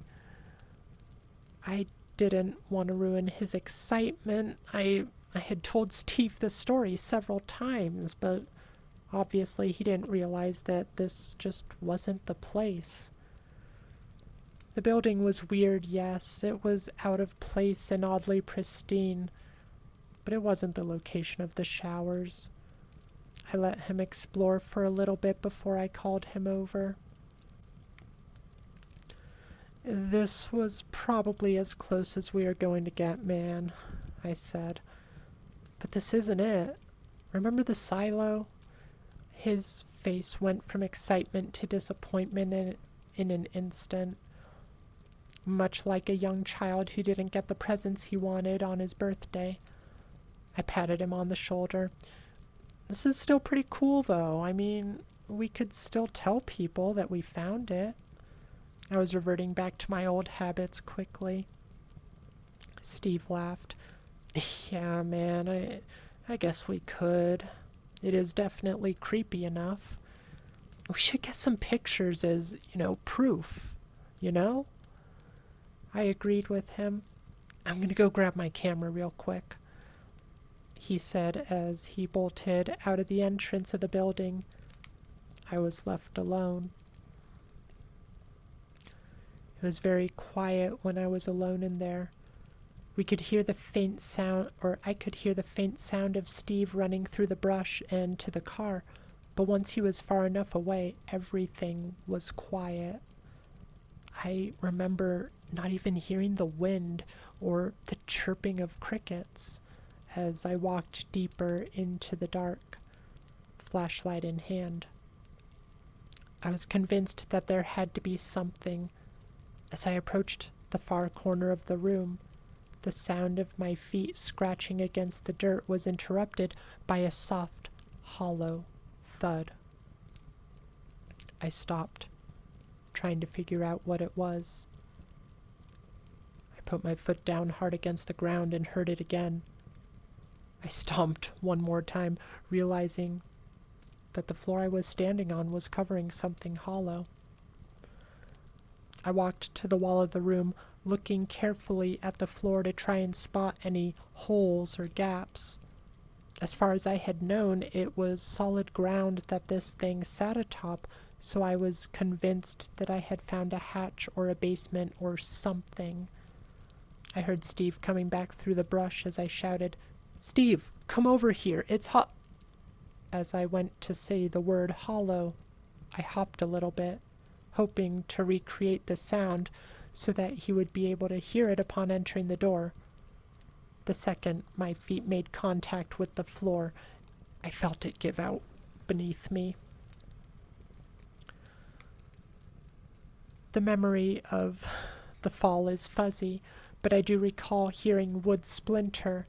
I remember seeing the light from Steve's flashlight falling away into complete darkness. It wasn't a long fall, but I must have fallen in a terrible position because I know that I lost consciousness for several seconds at least. When I woke up, I was staring at a bright light. For an instant, I had thoughts about approaching the fabled light at the end of the tunnel. I was angry at myself. You died in Nebraska, Jack? Wow, you do know how to fuck up. My self-deprecation in the afterlife was interrupted by what sounded like Steve's voice. Jesus, Jack, can you hear me? Dude, wake up. Please, wake up, he screamed. I managed to lift my head up off the floor just enough for him to celebrate. The pain in my head was immense, but it was outweighed by the pain shooting through my knee. I knew I had a concussion, but the pain in my knee was just so much more pressing. I looked around until I found my tiny flashlight, then sat up and reassured Steve. I'm okay, I just hurt my knee. Bumped my head too, really hard. Thank fuck, man. I thought you were dead. Imagine that, though. Dying in fucking Nebraska? It'd be awful. His words made me laugh a little bit, but I stopped myself. The slightest shaking hurt my head and made me incredibly dizzy. I guess a rope? Said Steve. What? I asked quietly. Alright, gonna pause there for a hydrate. Thank you, Derpy. Let me catch up on chat while I am taking that drink. A stretch too. We will get up and stretch as well. Could have died in Florida. Yeah, that wouldn't be too thrilling either.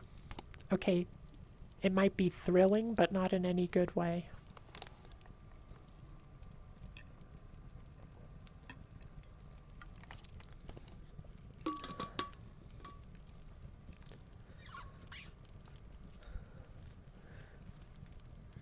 Right. Oh wow, Nate, you think in total you spent like $7,000 on Twitch from 18 to 19 alone? That's crazy. Alright, y'all get up, do a little stretch. We're gonna get that blood flowing. The leg stretches are always really good. I always start hearing things crack and pop. I really do need to get more active.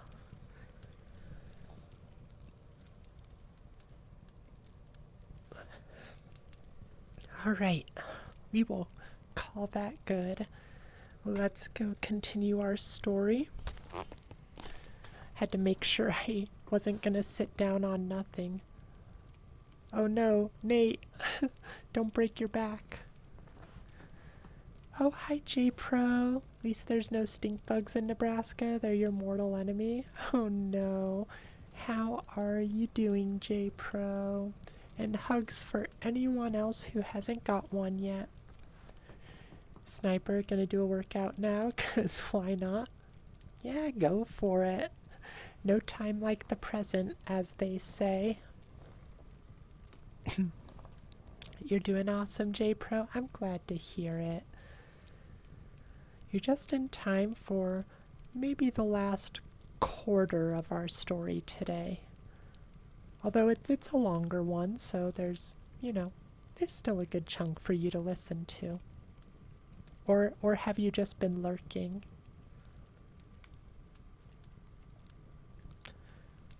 Should I go get a rope to get you out of here, or do you see a ladder? I looked around the walls that sat in front of me. They were smooth cement. There was no way I was climbing out of here. Yeah, get the rope, I told him.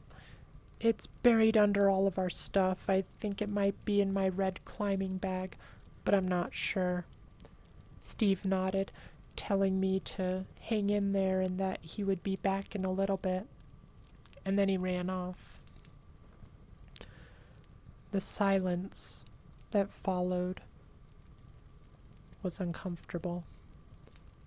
After the sound of Steve's feet scraping the floor above me faded away, I was only able to hear that buzzing that occurs in total silence, intertwined with the pulsing in my head. I pushed myself over to the nearest cement wall and braced myself against it, resting and breathing deep in an attempt to calm myself. The cement was unnaturally cold against my back. It was summer, so I only had a t-shirt on, but it felt like ice even through that. Again, this observation was primarily made after the fact. In the moment, it just felt good to lean against something. I sat there, waiting for Steve in this underground basement, and I began to feel uneasy. I felt like an idiot for falling down here. I felt pain from my injuries as well. That all seemed to fade into one emotion in an instant when I heard what I could only identify as breathing somewhere to my left. I convinced myself that it was my injured mind playing tricks on me for a few moments until my mind decided to rapidly replay Mr. Maze's story. When I had first heard it in that classroom years before, I was more impressed than I was scared. But now, sitting in a dark basement in the middle of Nebraska, I felt something that I hadn't felt in a long time. Couldn't even be summed up in the word fear. As I sat there, I felt all-encompassing dread. I pointed my flashlight to my left, the direction from which I thought I heard the sound. The light didn't reach the other wall, it was too far away, but I was comforted to see absolutely nothing there. I breathed deeply for a couple more seconds before I heard another noise in the darkness. It was very quick, and I cannot be sure that it wasn't my own body moving around without me noticing, but I thought I heard a scraping sound not 10 feet in front of me. It sounded like the noise your feet make when you're walking across a dirt-covered floor. Before I could react, I heard the breathing to my left again, closer this time. There was no way this was real. I hadn't seen so much as a spider web in this building, and now I was convincing myself that something next to me was breathing. I was angry at myself for getting so worked up. I told myself that the human brain is constantly hallucinating. I told myself that while in silence or darkness, the brain will make sounds to fill the gap, or make you think you see things that aren't there. I channeled my inner skeptic in order to calm myself. It worked. It worked until I saw a flash of something in front of me. I can't be entirely sure what it was, but I heard the accompanying sounds of feet scraping against the floor, and I began to swell with dread. I decided that the best course of action at this point was to turn off my flashlight. Assuming that if they couldn't see me, they couldn't get to me, whatever they might be. I turned off my flashlight and was left in complete and total darkness. The bulb of the flashlight faded as it cooled, and I put it in my pocket, simultaneously pushing back against the cold cement wall in an attempt to stand. I managed to get up to my foot, and found that I couldn't stand to put any pressure on my injured knee. I limped to the corner, humming to myself, trying to break the deafening silence. I called for Steve as loud as I could manage, but heard no response. He was probably back in the car, still hunting for the rope. There had to be a ladder or something somewhere. I continued to hum, and my heartbeat, which had been beating almost out of my chest, slowed to a manageable rate. I moved along the cement wall, keeping my whole body against it and the weight off my injured knee. I had traveled what I guessed to be about 10 feet when my head made contact with something in front of me. I tumbled to the ground. My concussion must have amplified the pain because it was blinding. I reached both hands to my forehead when I felt something warm and wet with my fingers. I searched for a cut anywhere on my forehead, but I couldn't find one. I desperately searched for my flashlight as I sat up and tried to get back against the wall. I grabbed the light in my right hand, bracing against the wall with the other. I turned it on and pointed it into the darkness where I was just lying. The floor was wet, but the dirt had muddled the color of whatever the liquid was. I tried to get my eyes to focus on the puddle, tried to convince myself that it was my blood when I saw another drop fall into the puddle. Words lack the ability to describe the way I felt when I heard the drip noise again, and saw yet another tiny ball of liquid fall into the puddle. I think I knew, even then, exactly what the source was, but I was endlessly trying to convince myself that I was wrong. I lifted the flashlight up and pointed it at the source of the liquid. What stared back at me was a pipe that protruded at least a foot out from the cement wall. The metal was rusted and cracked. Little bits of the liquid began to seep from them. At the end of the pipe was a simple shower head aimed down towards the ground.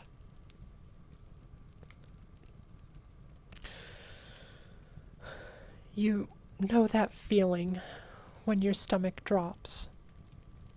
In this case, I think mine literally did, because I vomited immediately. It got all over my shoe, but that wasn't the least bit important at the time. I ignored the pain in my knee and shuffled along the wall as fast as I possibly could. I heard noises, but I can't be sure if it was just the sounds of my own movement or something around me. I managed to duck under the next shower head. This one was higher up on the wall and seemed to be leaking the same liquid that the other one was. I felt like I was moving along something infinite. Every now and then, I would have to duck or move under another metal pole, another shower head. They began to pour more profusely, but the liquid was too thick to come out easily. The room began to smell. I remembered immediately the way that Mr. Mays had described it. I grabbed my shirt and put it over my nose, trucking onward, but it didn't stop the smell for an instant. It smelled like vomit. It smelled like shit. It smelled like burnt hair. It smelled like rot. I was still moving against the wall when I fell into some sort of outlet. I hit the dirt ground hard, adrenaline coursing through my veins. The pain still managed to break through, though. My flashlight was still in my hand. I aimed it and examined my surroundings. Sitting in front of me was a doorway. There was a door here, though it looked aged now.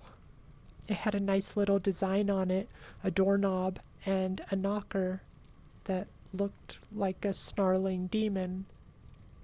Red paint was peeling from it, flaking off and falling to the ground in front of me. I clumsily rose and busted through the door, narrowly missing a piece of hanging sheet metal in front of me.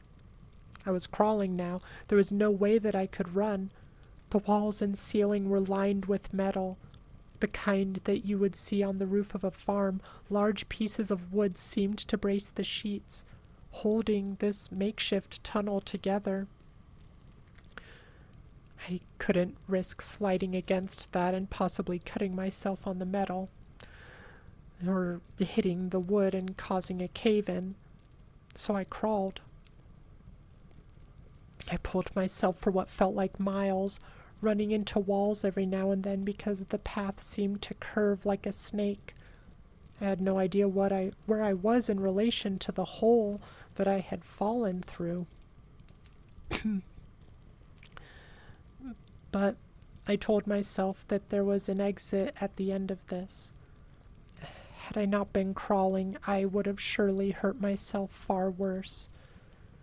There were parts of the tunnel in which the ceiling dipped down to maybe 3 feet above the ground. It hadn't caved in because the ceiling still lined it. Someone had built it like this. This, again, is in hindsight.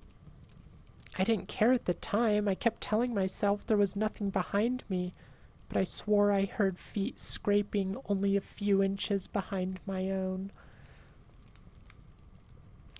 My jeans would brush against my legs every now and then, making it feel like someone was touching me. And even now, I still can't completely convince myself that someone wasn't. I crawled and crawled until I reached an upslope.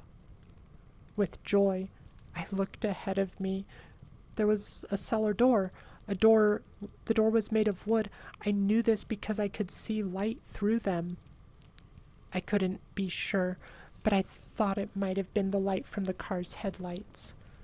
Besides all of that, I was just so immensely happy to find an exit.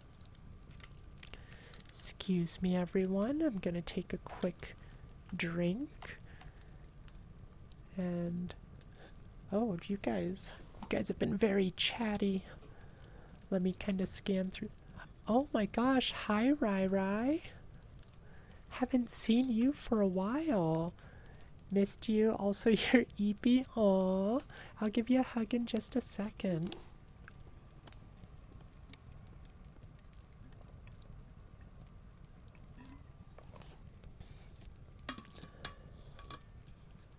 Sorry I didn't catch your message earlier. I am not super focused this stream. Oh, thank you for oh my gosh, J Pro, 5 subs. You are too good to me. Thank you so oh my god. and your own sub to your hand slipped. You're such a dork. Oh my gosh. 5 subs is crazy. Thank you so much. I feel bad. You guys are being so generous today. And oh my gosh, what now? Oh, Sniper, thank you. You two are doing too much today, especially for this stream. This stream is definitely not one of my better ones. Thank you guys so much. Now, let me, whoops. There's no whoops there, Sniper, you dork. 10 subs. Dang, has it been 10 subs? That's crazy. You're a furry, your default is supporting. And I love that about you, like, all of you are very kind and very supportive. I've got a great chat here. But let me scroll back up and kind of skim what you guys have been chatting about because I don't want to miss anything really.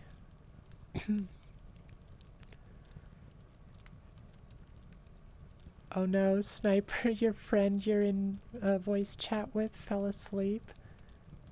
Oh, yeah, so depending on the voice chat you're in, you might be able to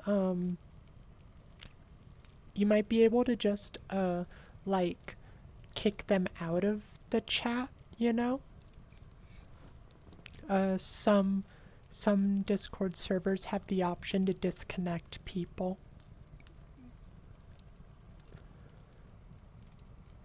Rainmaker, need to learn more about American geography because you have no idea where Nebraska is? Oh really? Where are you? I don't remember if I've asked, but where are you at, Rainmaker? Nebraska is actually my neighbor because I'm a Colorado person. Sniper, you may be a femboy, but these string bean arms need to go. Yeah, I need to build up some muscles too. The the hormones took what little muscle I had. Okay, I think I caught all the critical messages up there. Papa Wolfie, this stream is amazing. I mean, I enjoy doing stuff with you, but today's stream specifically, my voice isn't 100% there. Oh no, Sniper, he snores too. Well, I'm glad he's getting some sleep at least. J-Pro, glad you could catch a bit of stream. Didn't think you'd be... Oh, well, yeah, then in that case, I'm glad you were able to make it as well. We're in overtime now, though. We're getting pretty close to the end, though. Depending on how distracted I get, maybe like 15 minutes, half an hour, something like that. Oh, right, you're from Canada. That does sound familiar, actually. But maybe I'm thinking of someone else. Yeah, I never remember which order the provinces are in either. So, I certainly can't knock you for not knowing our geography over here. Especially since, like, we have so many states. Like, those eastern states where they get really small and crowded. I get some of those placements mixed up. I have like a general idea, The western side is a lot easier because there's a lot of bigger states. We're here for you, not perfection. You're so sweet, Wolfie. Thank you. I still, though, I like to do my best for you guys. So I do feel bad when I, have maybe a bit of a lower tier stream every now and then. Sniper, you're not a mod and there's no AFK section, so you're stuck in the VC. You could always, if you feel bad about leaving but you need to leave, you could also, you could leave but send them a message just saying like, hey, sorry, didn't want to leave you alone, but I had to dip for whatever reason. Rainmaker, you get our provinces mixed up, so it's fine. Glad to know it's not just like an us thing, because I know there's plenty of people from the states that don't know where all the states are. Like, I think most people at least have the general idea of where everything is, but like if you gave most of us a map, I don't think most of us could get all of them exactly right. I know what you mean, Sniper. If you gotta go though, you gotta go. There's only so much you could do. Maybe you could ask a mod to disconnect them. That's about the only other thing I can think of. All right, let's get this story wrapped up. I'm really enjoying it. It's been a good one. Now if I could only find my spot.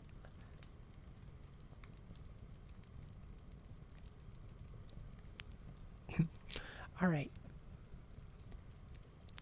I crawled all the way to the door and threw my shoulder into it. It budged but didn't open. I began to scream, but my throat seared with pain. The most I could manage was a harsh crying noise. It sounded like a dying animal. I collapsed in exhaustion and pain, my eyes staring up at the slits of light before me. I was so close to being out of here. I could taste it. It was in that moment of silent defeat that I heard a noise that was, without question, something moving in the tunnel. It sounded like something was being dragged across the floor. It would move, pause for a second, and then move again. I had nothing left in my stomach to throw up, but I began to gag. I gathered myself slightly and tried to steady my hand enough to focus the flashlight into the tunnel. What I saw, I can still not rationalize. I know what I saw, but I cannot convince myself that it was actually there. I can't stop telling myself that I was hallucinating. I saw a child in a dirty sleeping gown. The gown was stained with something dark and brown, with occasional splashes of a deep red. The child was extremely frail, like the pictures that people might see of a Holocaust victim. I could only make out one eye, brightly reflecting the light of my flashlight. In between huge tufts of long, dirty hair, it reached down beyond the fingertips of the child, which were caked with dirt. The boy, or girl, I'm not entirely sure which, moved towards me with difficulty. It wasn't breathing hard, but it seemed that every movement of every muscle took every ounce of strength the child had. The thing that froze me, though, was the eye. It was only visible because it was reflecting my flashlight, but even in that glint, I could feel anger or deep hatred or something like it. This is the point in which the English language really lacks the right words to explain the situation. I could tell that this child meant me harm. Whether it was hallucination or not, the thing was getting closer. I started to cry. I was getting closer and closer. It was getting closer and closer when I heard a voice from behind me. "Hey, Jack," whispered the voice. It was Steve, I was certain. I tried to talk back, fully intending to say, "Open this up and get me out right now." However, given my current state, I am sure it just sounded like garbled nonsense. I clawed at the door, pushing against it with everything that I had, and finally breaking eye contact with the child. As I did this, the flashlight rolled down the slope, coming to rest somewhere near the child's feet. "What do you see?" the voice asked. What are you talking about?" I closed my eyes. I remember hearing a reply along the lines of, "Just look at it. Tell me what you see." But my own screams of frustration drowned it out. I was mumbling like a maniac when the voice told me, calmly, "Rest for a second. I'll get it." The statement took a second to settle in, at which point I closed my eyes tight. "Steve, just do it, please. Please, just get it open, please," I whimpered. "Just get me out of here." My voice was beginning to get louder. Steve, god damn it, open the fucking wooden door. I opened my eyes for a split second to see nothing but black hair dangling in front of my face. A small glint of light hidden in the mess of tangles. I slammed my eyes shut and screamed with every ounce of energy I had, "Open the fucking door!" The door behind me gave way, and I fell onto the dirt, taking in a breath of fresh air. My eyes were still closed, but the first thing that I did was scramble to find the cellar door and close it. Once I had done that, I took a deep breath and opened my eyes. I saw the barn in front of me, illuminated by the headlights of the car. My head was pulsing with pain. I was covered in dirt and liquids that I didn't even care to know the origin of. My knee was, at the very least, dislocated, but despite all of that, I was out of the tunnel. I took a deep breath, buried my head in my hands, and said, "Steve, why didn't you just open the fucking door?" I waited for a response, but none came. "Steve, seriously," I began. "I was fucking clawing, screaming for my life," I said as I looked behind me. My stomach must have been on the verge of falling out of me at this point because it shifted again. The only thing behind me was the large mass of bushes that I had seen while examining the perimeter of the building. I was angry. "Steve, this is not the fucking time. Come out of the fucking bushes." I was getting ready to stand up when I heard a yell from the front of the building. "Oh my gosh, Sniper, open the door." Oh jeez. You dork. Good reference though. You made me lose my place, Sniper. Okay. A flashlight bobbed up and down in the semi-darkness. Steve was running into the open door of the structure, yelling my name and telling me not to worry. I must have lost consciousness at that point. When I woke up, Steve was standing over me, desperately trying to wake me up. His words were almost incoherent, at least to my ears. He helped me to my feet and began to walk me to the car. As we walked away, I saw my flashlight sitting just outside the cellar door. The light was fading. Steve brought me back to the car and then drove me to the nearest hospital. I fell asleep, but he told me that he drove around for an hour before he found the main road. I don't think I ever told him the whole story. I believe he thinks that I was just injured from the fall. He never really asked about it, and we didn't stay in contact for much longer. It's not like we deliberately parted ways. We just sort of stopped hanging out after that trip and went our separate ways. I have never been able to fully understand what happened that night. There are many things that I can explain away as being hallucinations, but there are still many things that don't make sense.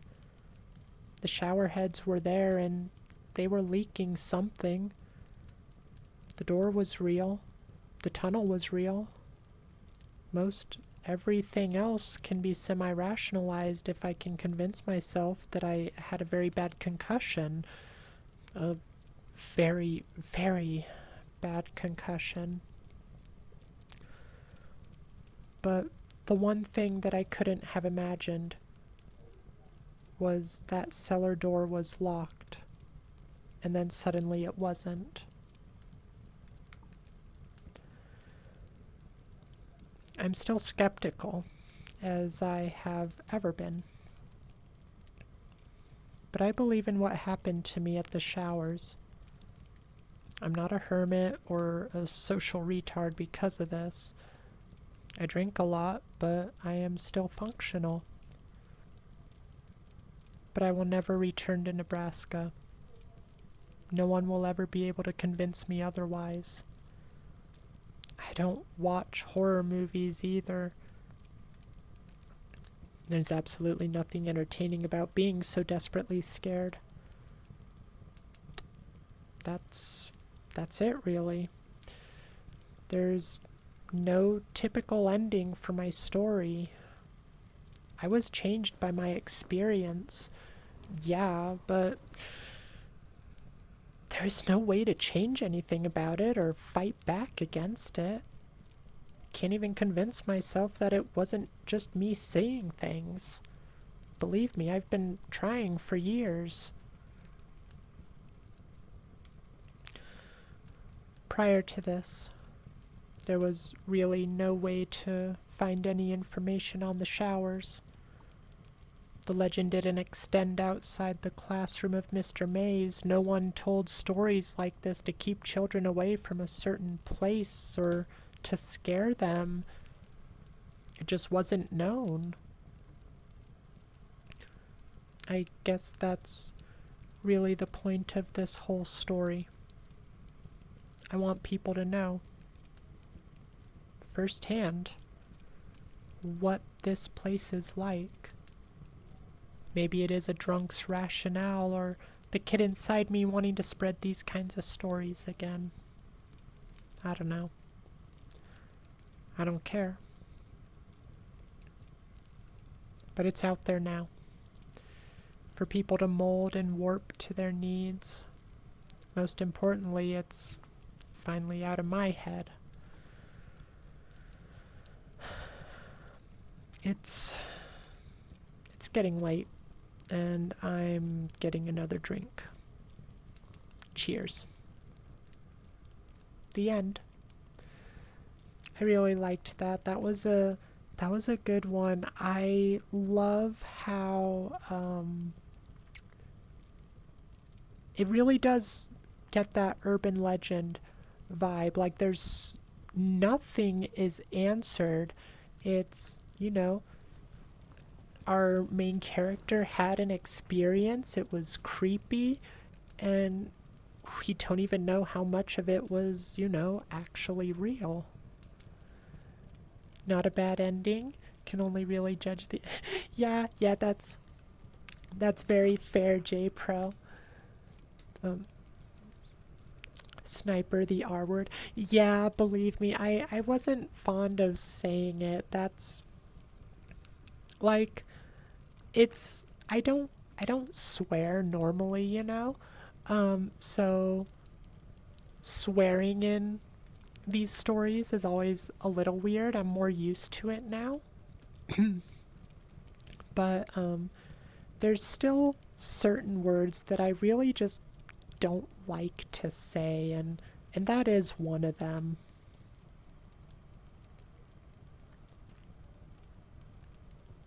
Swearing is your complete vocabulary.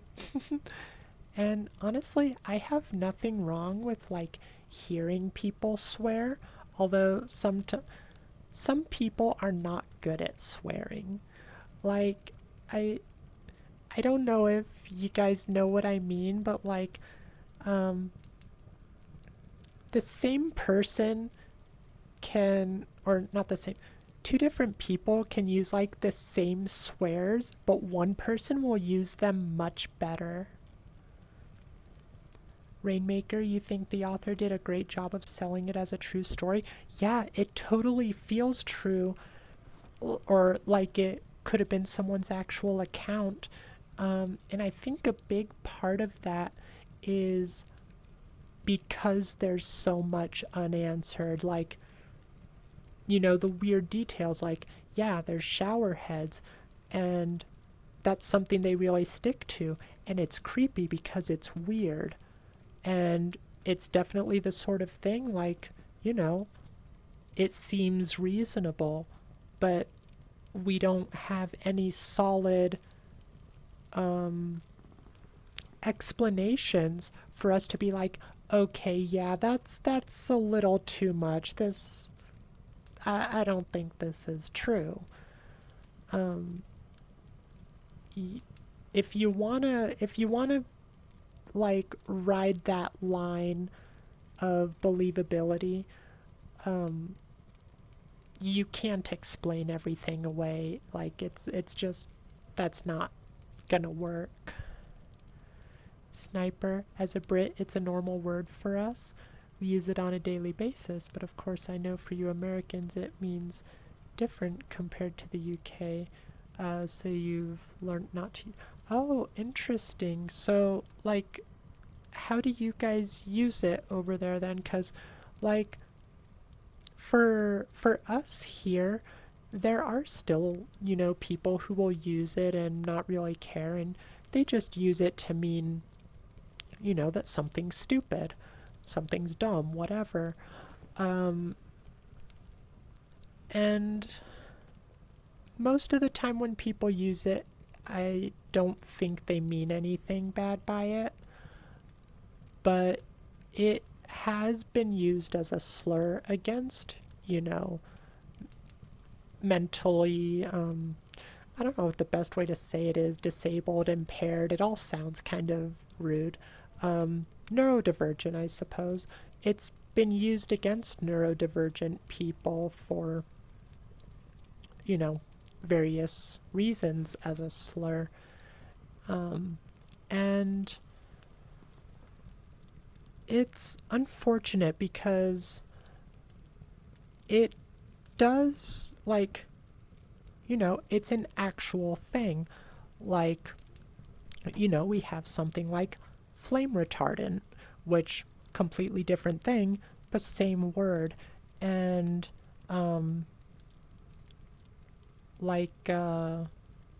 retardation itself was an actual, like, psychologically defined condition, but people, of course, didn't always stick to that definition, and it got used inappropriately. So, handicap maybe?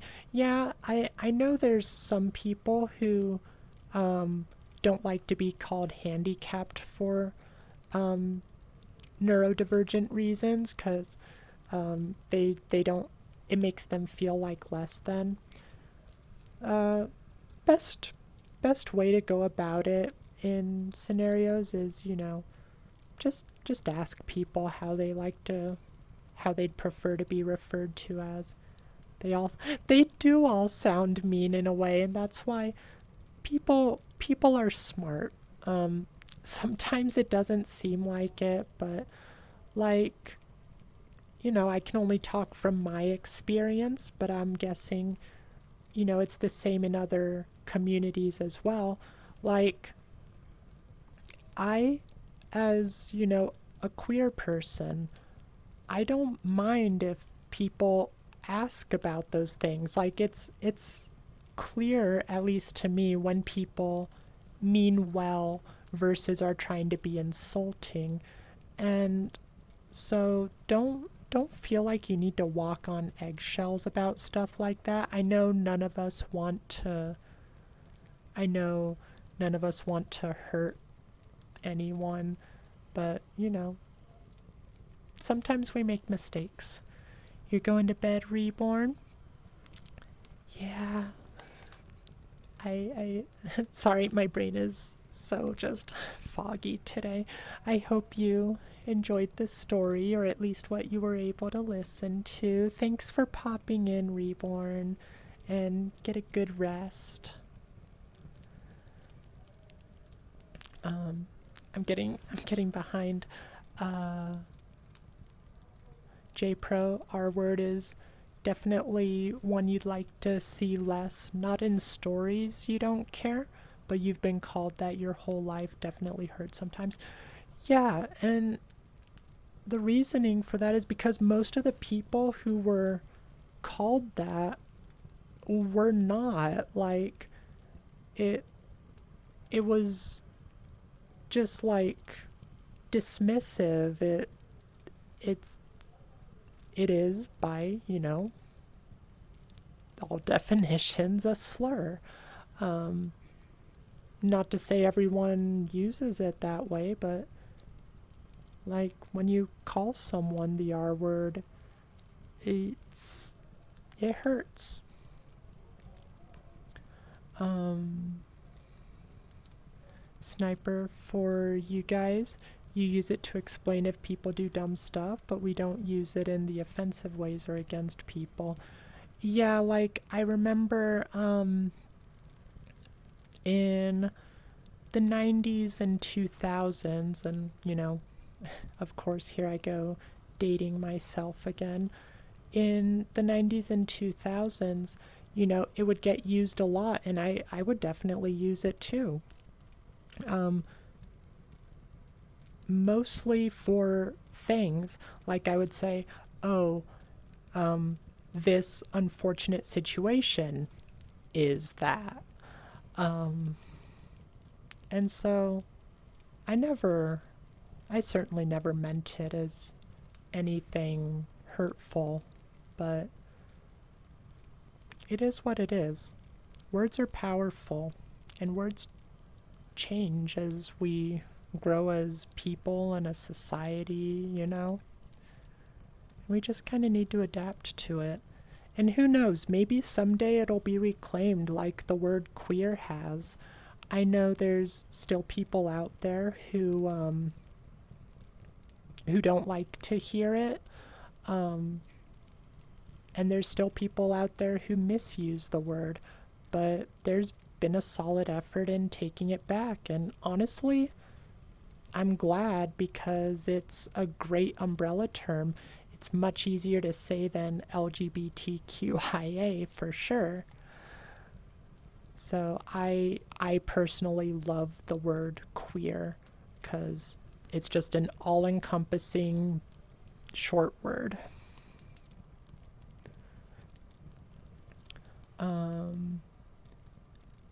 Sniper, it's the same with the FA word. Yeah, I'm pretty sure we use it to explain a cigarette. Yeah, and I think most Americans, I honestly I kind of hate calling us Americans. I wish there was a different word for us, cuz like, you know, Canadians and Mexicans, they're Americans too. So is all of South America, I guess technically. Um, so I usually like to say people from the States or something, but I wish there was a shorter way to say it. And it's not because of any politically correct sort of way. It just, I don't know, it's just a personal, like, annoyance for me. Like, why are, we're prime Americans? Yes, we're, we're the greater Americans as opposed to the lesser. Gosh, that's so bad. But yeah, like, I guess we could be something like USers or staters or something, but everything sounds kind of ridiculous. Um, but yeah, the F word sniper, well, the cigarette F word, that's one I hate hearing. Like, I don't mind hearing it in your context. Like, it can definitely cause my ears to perk up, but for me, context is so important with stuff like that. And I'm not going to get angry at someone for using it in an inoffensive context.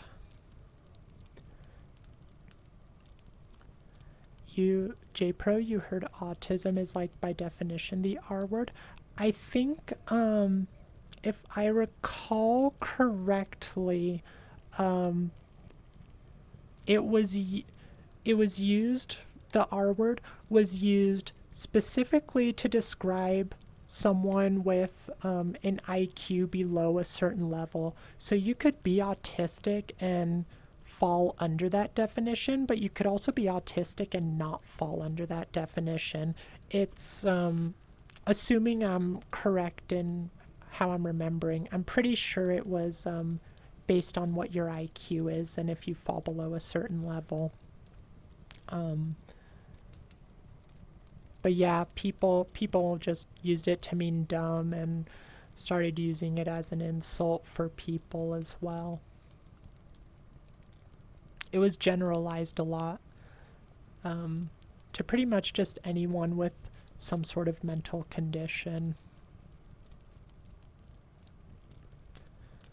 Rainmaker, that word was everywhere in the 2000s. Glad that has started to change. Yeah, yeah, for sure. Me too. Sniper, UK is not developed. We still stuck in the 90s when it comes to words. Well, the UK always has been very fond of its tradition, you know. They don't like to let things go so much.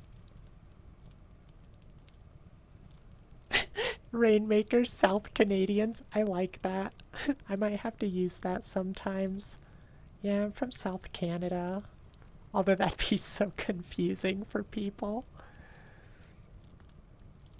Sniper, you never say it in the bad way.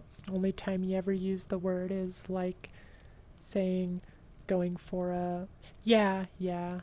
As a gay person, you wouldn't for sure. You'd be surprised though. There are definitely some people, not just in the queer community, but in all sorts of communities who use those words that, for the community as a whole, most agree is offensive, but they'll still use it.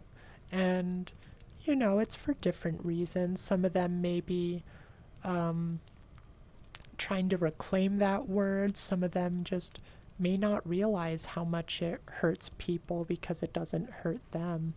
You never know. J Pro, you're deaf, not the R word. Your dad and cousin's friend were wrong. Yeah. We. Johan? I'm assuming that's how you say your name. Thank you for following. I really appreciate it. I'm I'm glad you enjoy all our silly post-story discussion, and if you were here for this story, I hope you enjoyed this story. I I do feel a little bad. I hope I'm not luring people in too much under the wrong category, because after this story ended, this kind of just turned into just chatting because I get so distracted by you guys. Oh, is that a little cozy emote, Johan? Aw, that's a cute one. I love that. Nice emote. We're half an hour over time. Thank you, Derpy. Yeah, I'll be trying to get myself wrapped up here because I smell some food in the house and it is making me hungry. And honestly, I probably do need to give my voice a bit of a rest. Wolfie, there were a lot of words that were like, as bad as it sounds, normal vocabulary during the 90s and 2000s. It's nice to see how conversations over the years have caused most people to be at least a bit considerate of others. Definitely. And like, you know, looking back, I I don't think back to those times and think, God, there were so many like intolerant, rude people saying these words, you know. It's not like that at all. Like, people grow and understand and they realize, oh, you know what, the way these words were being used, they kind of hurt some people, so we'll just use some other words. The language, I was about to say the English language, but you know, language in general, um, it's it's so amazing. It gives us the power to, you know, describe our experiences. Like, there's no reason we need to stay grasping on to one word that has started to hurt people. Like, we can find new words, we can find new ways to explain things. Like, I don't know. There I do remember a lot of people holding on to the R word, and truth be told, I was one of those for a while.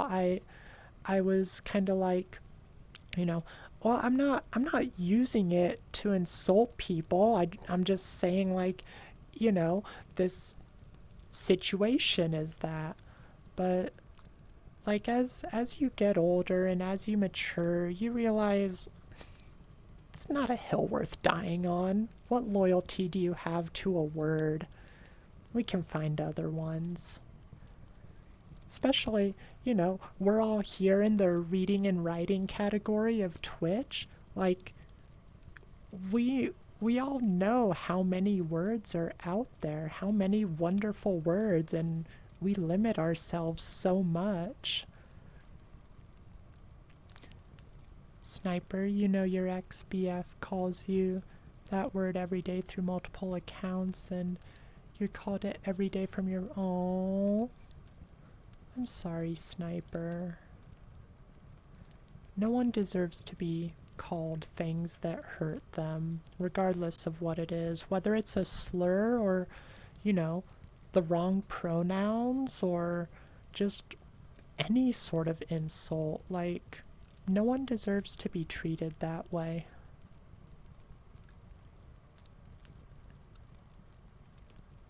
J-Pro, as much as you hate the word, there was the assembly at your school once telling kids not to use it, and they were just yelling it. Okay, oh my gosh. Kids are... Okay, I know we have some, minors that like to come see the stream, and I mean no offense when I say it, but kids can be very dumb and immature. I was definitely a dumb and immature kid myself, but we grow from it. We go through those periods and we learn. We grow up.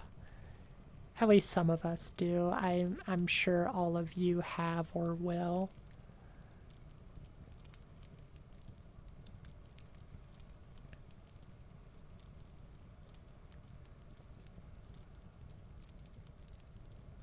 School regretted that instantly, all the kids just running around.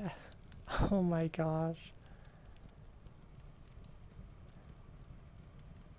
Yeah, it's like there was that South Park episode. I don't know if you guys saw it, but they like the FCC, the American Television Censorship Organization. They like banned the FA word, but you were allowed to say it if you were if it was like a gay character or something. Like certain people were allowed to say it, and there was a whole South Park episode where they kept a counter of how many times Mr. Garrison said the word because he was actively trying to say it as much as he could just because he had a pass.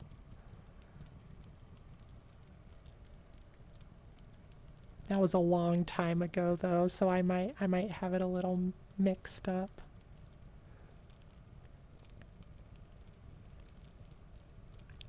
J-Pro, you retained the maturity of a 14-year-old. I think we all do in some aspects. Like, there's definitely some areas where I'm probably like way more mature than my age, but then some regards where I'm a child. But we're like 40 minutes past. I'm sorry, Derpy, I just completely ignore your attempts to get me out of here on time. You have an uphill battle with me, I'm sorry. Rainmaker reminds you of the South Park movie where the MPA would rate your movie X if you said more than like 200 F words, so they put in 199. I didn't know that they did that for the movie, but that definitely sounds like them. I have very mixed Derpy. We love you, Derpy.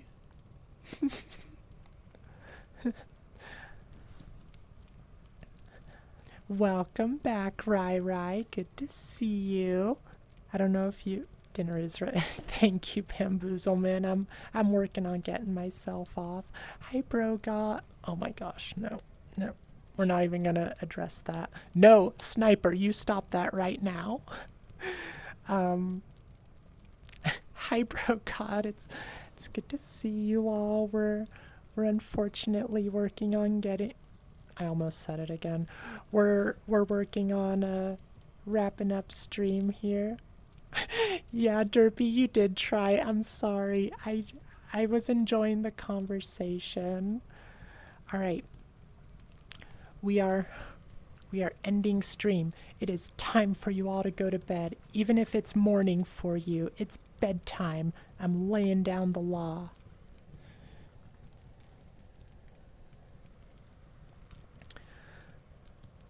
You got glued into the convo. Yep, Sniper. Time for sleep. You're going to sleep. It's just like, oh my gosh, Shadow. Hi, Shadow. I'll get that hydrate in just a second. It's like, I'm guessing a lot of you have probably seen Happy Gilmore. There's Ben Stiller's character who works in the nursing home, and he goes up to the old lady and he's like, now you will go to sleep or I will put you to sleep.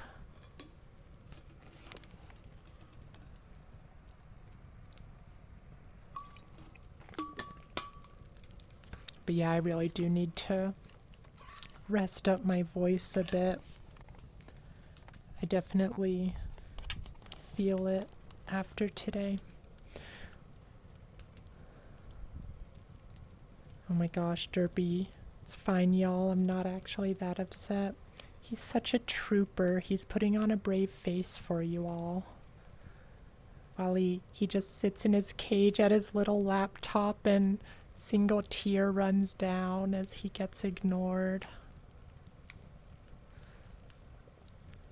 Bamboozleman, you're all good. I know how she is. I mean, J-Pro, you did get some extra time out of it, so that's something. It's only 2 a.m. You're fine. Go to bed, Sniper. Ben Stiller is amazing in that. Rainmaker, you just keep finding new ways to make me like you. I am so glad you know it. But yeah, I love that character. It's so good. My fingers hurt. Oh, your fingers hurt. Well, now your back's gonna hurt because you just pulled landscaping duty. It's been so long since I watched Happy Gilmore. I think I'm due for another watch. Awesome ASMR vid, by the way. I'm glad you're enjoying it, J-Pro. When I uploaded it, I was a little nervous about it. I wasn't super happy with how it turned out. But I think that's how I'm gonna feel after every video I release. Oh, Sniper, you're gonna grind some games on stream tomorrow? Nice. I might have to pop in if I catch you. Oh, you still have like 5 hours of writing to do, Rainmaker? Well, I hope it goes quickly, and I hope you don't have any brain farts. I hope it all comes out smoothly. I hope you don't have writing constipation. Papa Wolfie chat hug. Thank you. Yes, you're helping me move along, Wolfie. All right. I will send you guys to the ending screen so that I can start. As long as I can like keep interacting with you guys in the camera, it's that much harder for me to break away from you guys. All right. You want hugs? You just got a hug, Shadow. Writing constipation, yeah. We don't want Rainmaker to have writing constipation.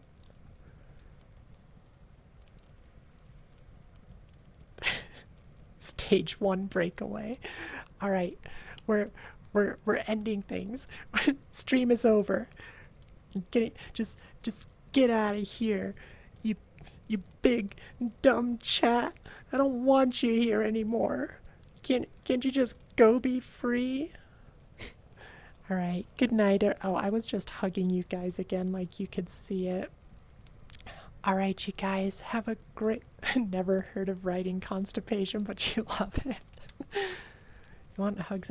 Okay, are you in VRC right now, Shadow? Cause I can come pop in and give you some hugs before I log out of VR chat. Right, bye everyone. How did we get more viewers? We were at like 15 a second ago, and now we're at 17. What the heck? We're trying to leave here, people. Okay, Shadow, I'll pop by and see you and give you some hugs before I get out to eat some dinner. Less talking more. Okay, I'm going. Did you just try to white fang us? You know what? I'm not gonna confirm or deny that, but perhaps. All right. Good night, everyone. Good morning, everyone. Whatever it is for you. Good now. I love you all so much. I keep petting the camera. You can't see it, but it's happening. I hope you all have a good rest of your days. Go eat some good food. Go drink some water. Be good to yourselves and each other.